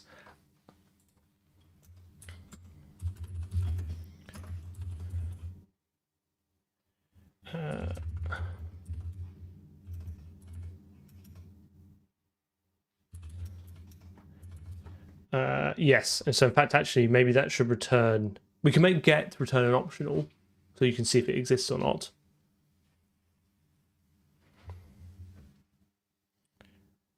You can throw anything. You shouldn't, but you can throw anything, but you shouldn't. So let's do expect, which is my effectively assert. Stood ranges. No, actually, I think it's easier than that, isn't it? It's not mesh lookup dot contains name and mesh exists name. That's fine. So that gets stripped down release, which is fine because at that point, like, the game should kind of know what it's loading and have all its assets with it. So I think that's fine.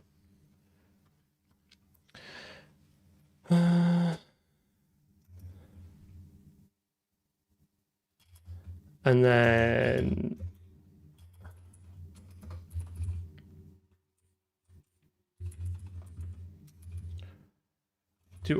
so again, one could argue that this should have a narrow contract as well. So here's an interesting design question, right? It's either you're either querying from the mesh and it not being there is an alternative value, but it's not an error, in which case this should return an optional, or you are querying for it and the contract is it's always there, in which case we just assert. I kind of think that this should just be an assert and keep it simple, because I can't see a situation where I'd ever be querying for the mesh. Like, it's the mesh manager, right? It's either there, it should be there. So I'm going to take the view this time that I'm going to keep the contracts narrow. I obviously reserve the right to fully regret my decision. If we do find we're having to query for it, then I'll just add a query method. It does exist, or change it to optional, but I think for now, I think this is fine. So again, we want to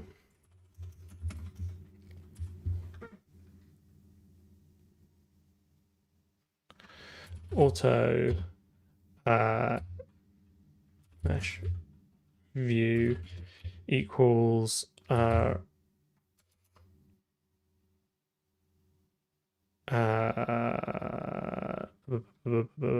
mesh lookup name. No, hang on. I want the iterator back, not the element. Is that find? Yeah. Name. Expect mesh view does not equal stood Rogers C end mesh lookup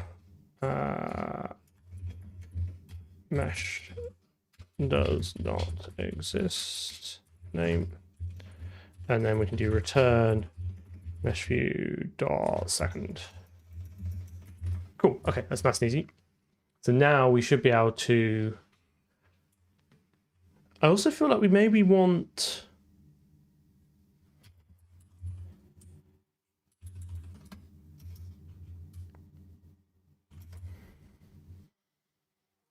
a way of getting the names of all the meshes as well, and then I can optionally load them.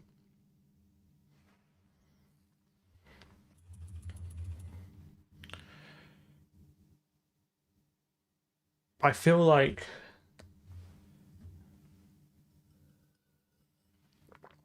okay, we'll do it the easy way. I was going to say I could returning a range is such a nightmare.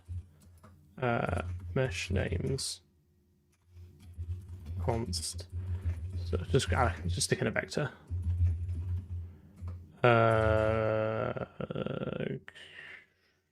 String, I think.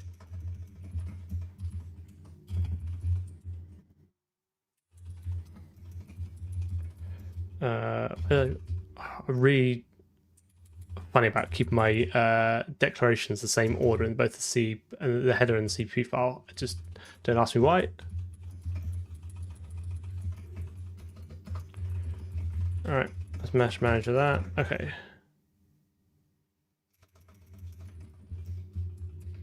Yeah, I've written some plain C before. It's been a while, but I definitely have. Probably not very good at it. Okay, so I should be able to return mesh lookup stood views keys stood ranges to stood vector.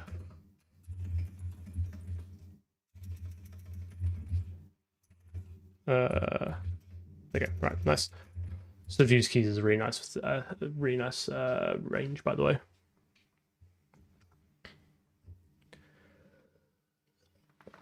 Okay, so in debug renderer, we can do something like im-GUI label text add new mesh.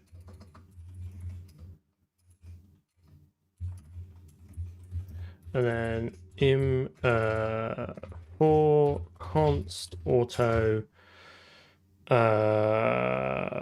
mesh name in mesh. Oh, do I have access to the mesh manager? Oh, god damn it.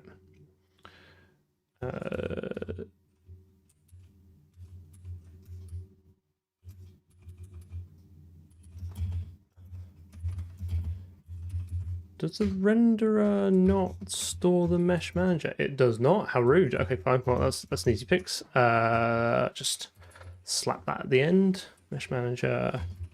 Make that a reference. Sorry, my big bald dome's in the way, isn't it?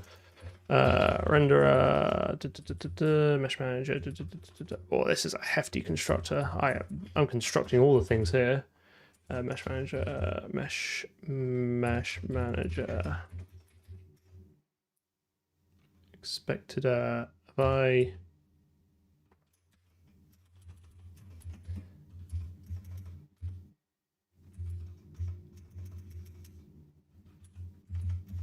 there you go.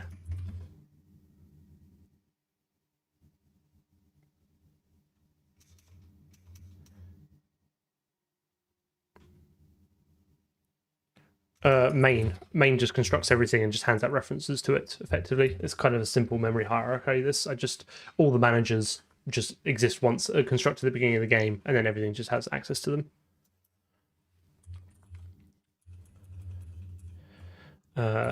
Mesh manager dot mesh names.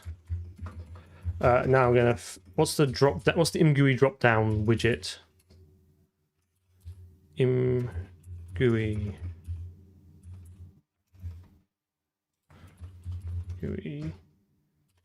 drop down.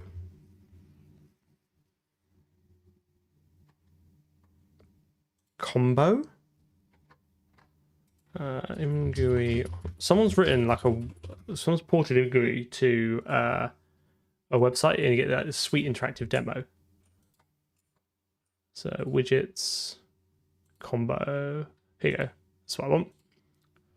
And you click on it, and then it tells you where the code is, well, which is really nice.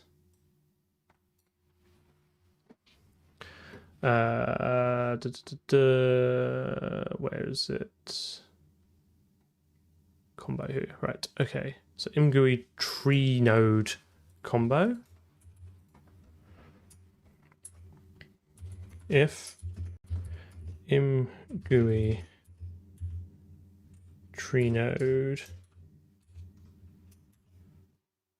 So is it tree node? Oh no, wait a minute. That's the outer thing. Sorry, I'm being stupid. I want if im-GUI begin combo.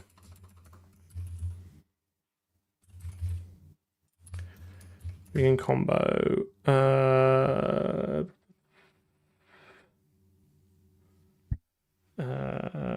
Mesh names. And then I need to give it the flag, in a sense, it is the combo preview value. Where have you pulled that one from?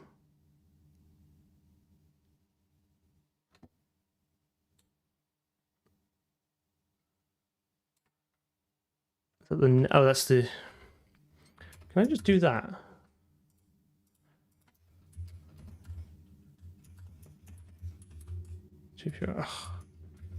That's annoying. Okay, fine.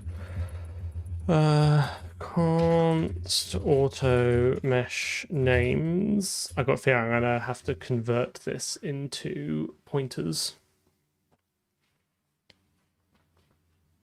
Mesh names Thestra equals mesh manager dot mesh names the views transform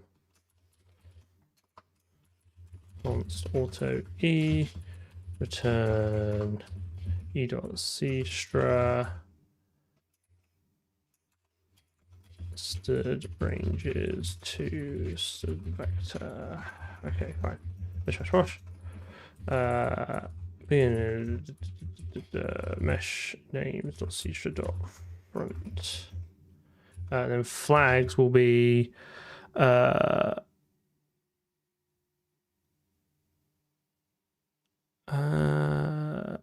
I want just like, I think it's 0.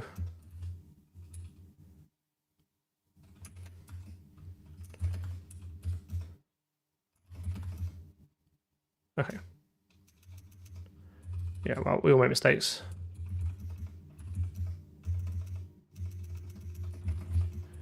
Okay, fine.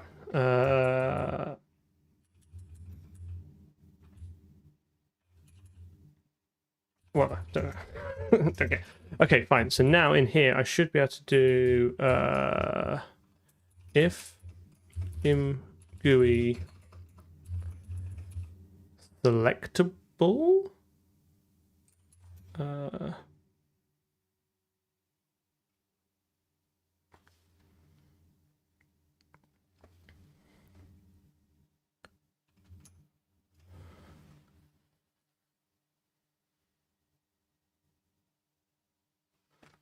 Oh, I have no idea what any of it means either, mate. Like, all making up as we go along.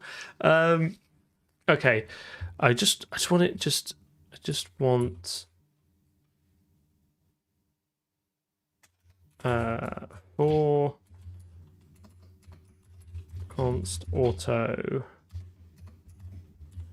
index name in std views enumerate mesh name cstra. I think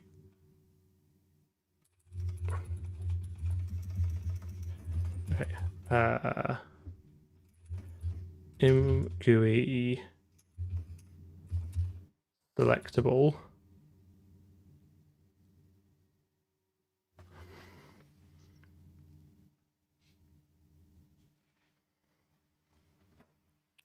Do I need something like auto mesh selected index equals std optional std size t? If selectable name, and then it is selected if mesh selected index dot value. No, wait a minute, what am I trying to do?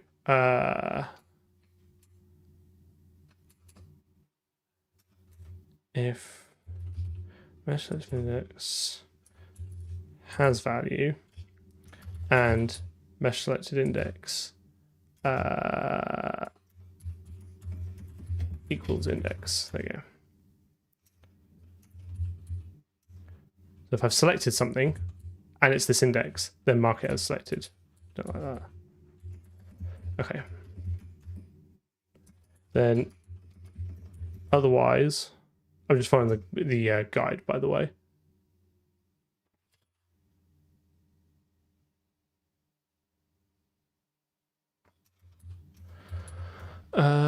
Pretty sure this index is a size t. I'll swear in a minute. And then, so this would be mesh selected index equals index, and I can do something with this at the end. There you go.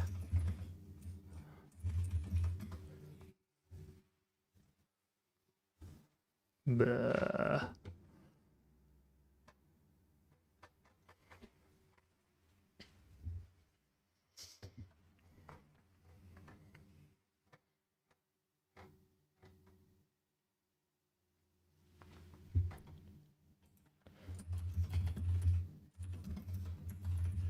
Oh yeah, of course, this isn't good.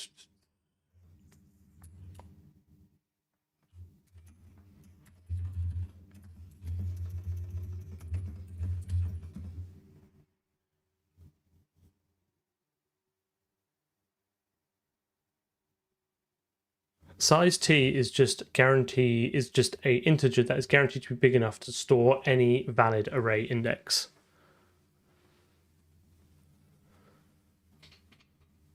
Have I got my logic wrong?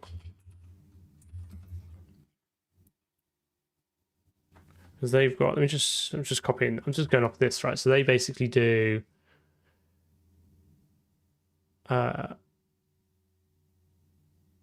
they do is selected if item selected is n, right?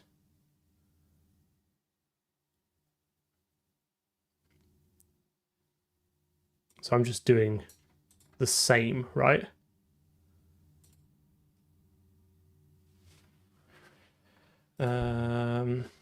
It's not guaranteed to be Win64T, it's just guaranteed to be any type that satisfies that, which I guess for most platforms will be. Oh,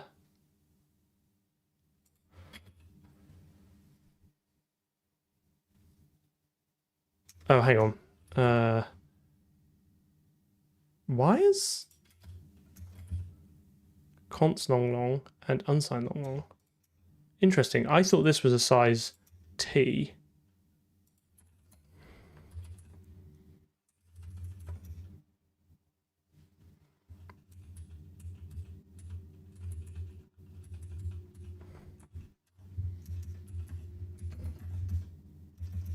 Fine.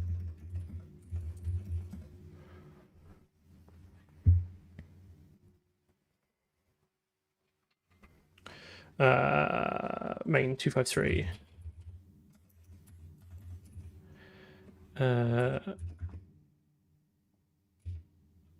Name.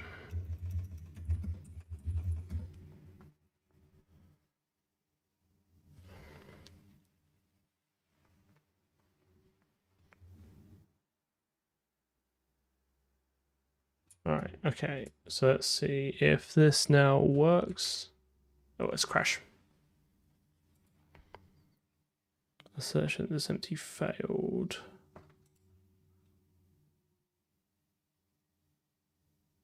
You can tell me where?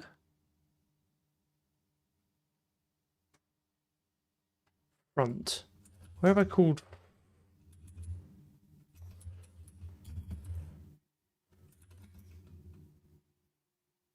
How strange. That's the only front I've added is this, right? So why is mesh names empty?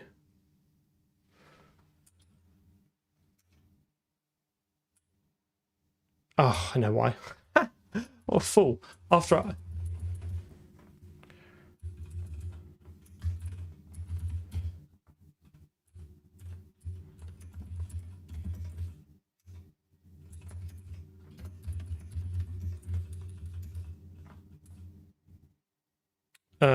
can I be clever here? Can I do... What does... Hang on, give me 1 second.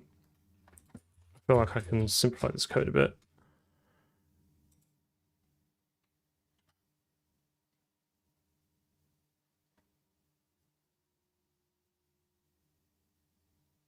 No, actually I can't. I think it's going to be grim. Okay, let's do mesh lookup name equals mesh view. I was trying to think if there's some insert method which would give me back the original element, but I think they will return you like iterators or stuff, which is just a bit grim.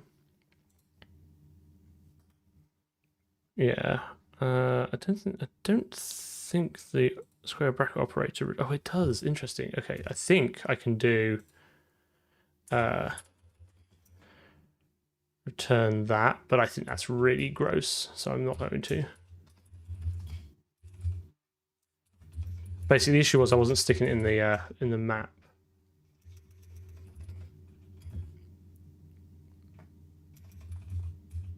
Why do you not like that?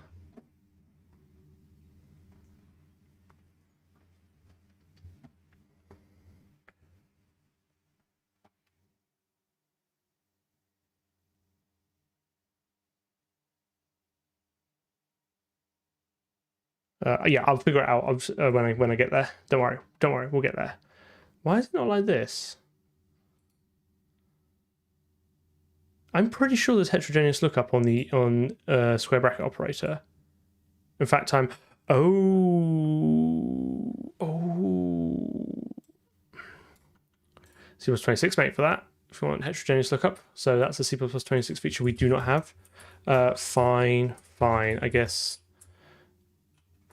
Dot insert.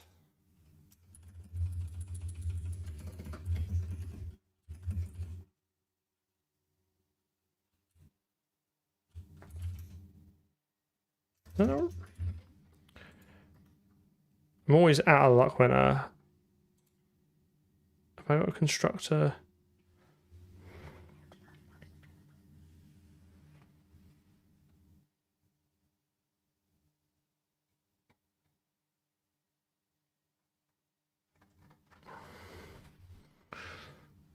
Oh, is it got to be like a pair?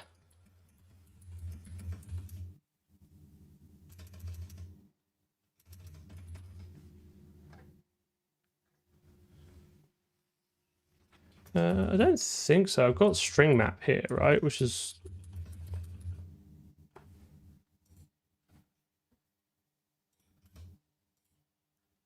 I'm sure there's heterogeneous lookup for these.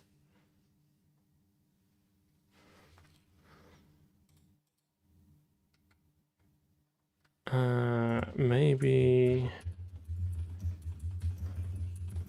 There you go. Get there in the end.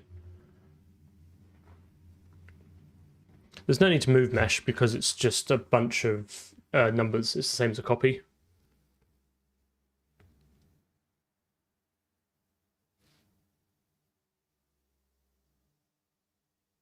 Mesh exists. Interesting. 253.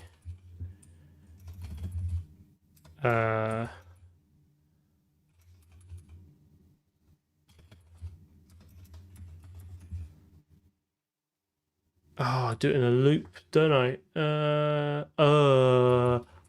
That's why. Because this needs...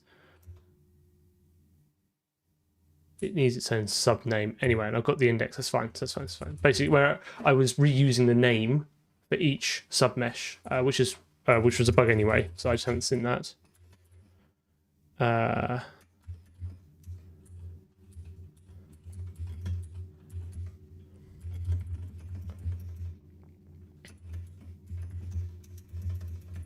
There we go. This will work.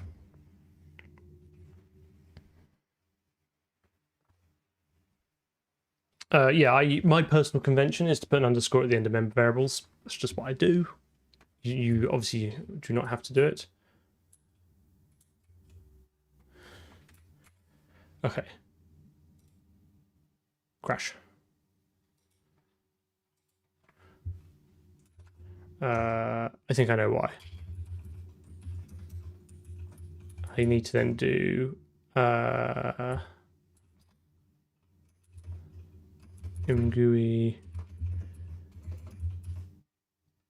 end combo.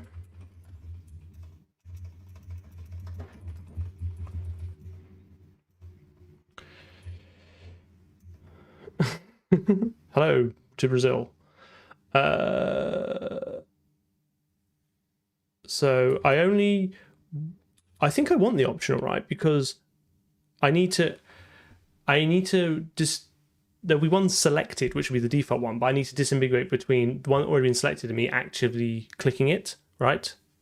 So when I actually click it, that also selects it. So at this point, if const auto selected index equals mesh selected index, nope, what am I doing? Sorry. If mesh selected index, right? So if I did select one, then I need to add it to the scene. Which is going to be an absolute ball ache, isn't it? I don't know if I'm going to be able to do that now. Because... Oh, I don't know, actually. Where do we add it to the scene? Because it's all pre-populated with all the right textures and stuff. So can I just...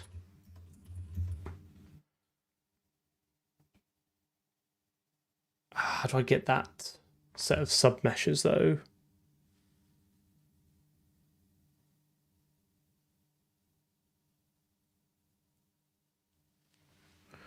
Oh, okay.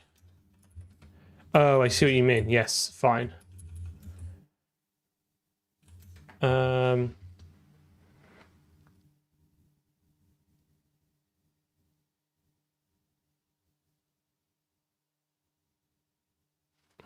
So can I just want this, don't I?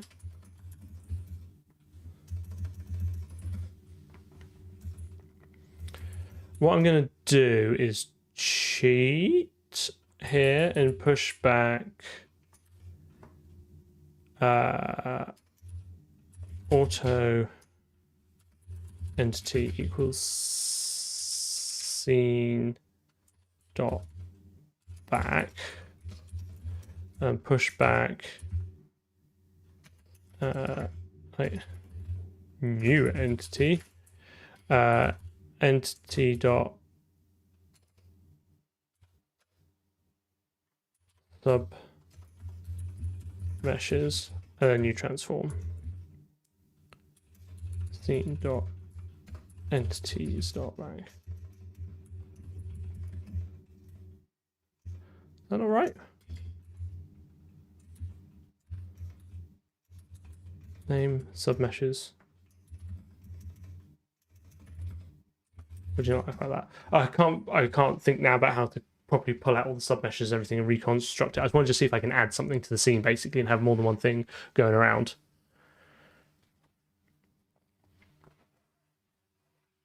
Yeah, I think we need to. Mesh Manager probably also needs to sort the submeshes, but that might be more of a refactor than we need to do tonight because I'm already a little bit over where I wanted to be. I just wanted to see if I can get this working, and then I'll be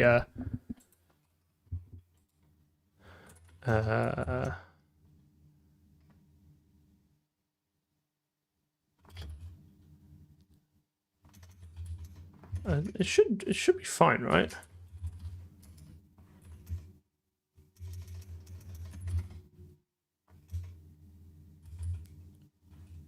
I don't understand why it doesn't like.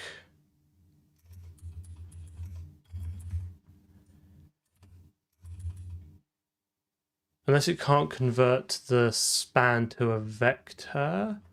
I wonder if that's it.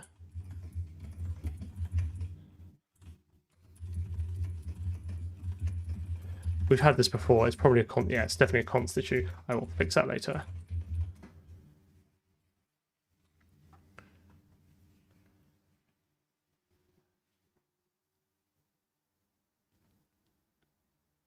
Okay, I think we're doing good. Right, let's pull this out. Okay. So that's a crash. Calling end pop-up too many times on wrong window.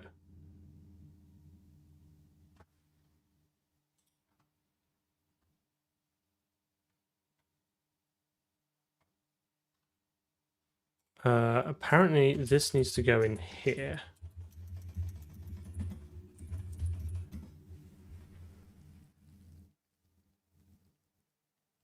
Hello. I just don't think there's any value in me using Vulkan, to be honest. Like, I think we would not be this far along. Something I say, I end up saying quite often. All right, here we go. Right, so let's select this, move this over here, and then if I, great. That's not what I wanted at all. That's all the submeshes. I mean,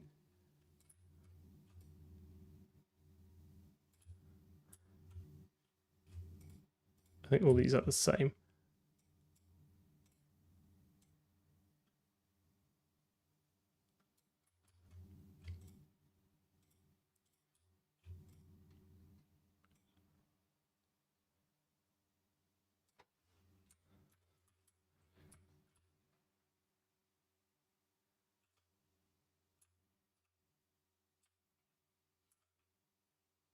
That's cool. That's almost like a level.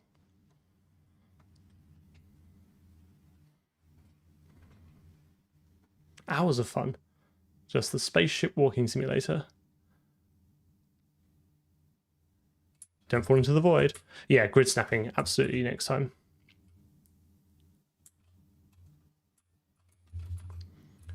pretty pleased with that. I think that's actually a pretty nice place to leave it for today. So we need to obviously like tidy this mess up. Can I just bring in a single sprite? Nope, it's all. Of course, I've cheated. It's all the same, isn't it? We'll pretend that didn't crash at the end. We're just going to pretend that did not crash at the end, and we're going to end on a high team. Let me just quickly comment this up. So store mesh manager in renderer. Get mesh, sort of, I guess like what? Store mesh view in mesh manager, and then integrate changes. Cool. What stream are we on? Stream 19. I'm not going to do a build because I want to finish off this level editor at some point.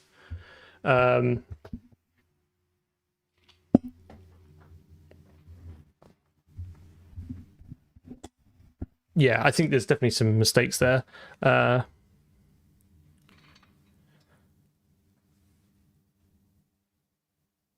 Indeed, and wow, who knows? Who knows? Maybe I just fat fingered the button. I don't know.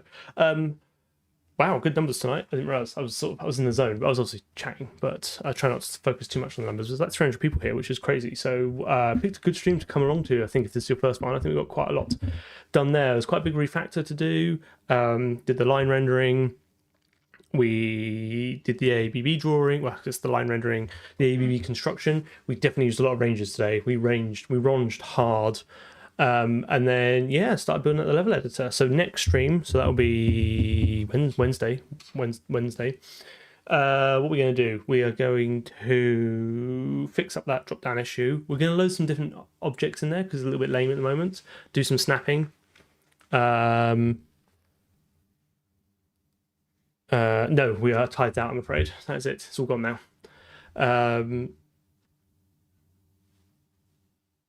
Yeah, we have plenty to do next time. We'll flesh out the level editor, and then I think once the level editor is kind of in place, we might have to do some basic serialization. I wanted to wait till reflection, but I think we might need to do something just because like I don't want to keep editing a level and then it disappear the next time I run it because that sounds lame.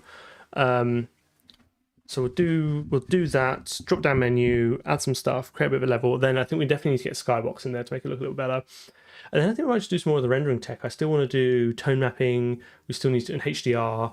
We still need to do, like I said, emissive materials, bloom. We're going to have to render a gun at some point. There's loads to do. At some point, we will have to think about the job system, the job scheduler, because I want it to be multi-threaded. But I'm putting that off.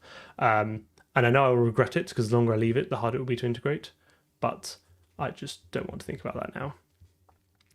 But I think, I think we're getting there. I think good. I'm hoping one of these assets has a window on it because I would like to be able to see out of the spaceship and maybe have like a planet and maybe other ships flying around and stuff.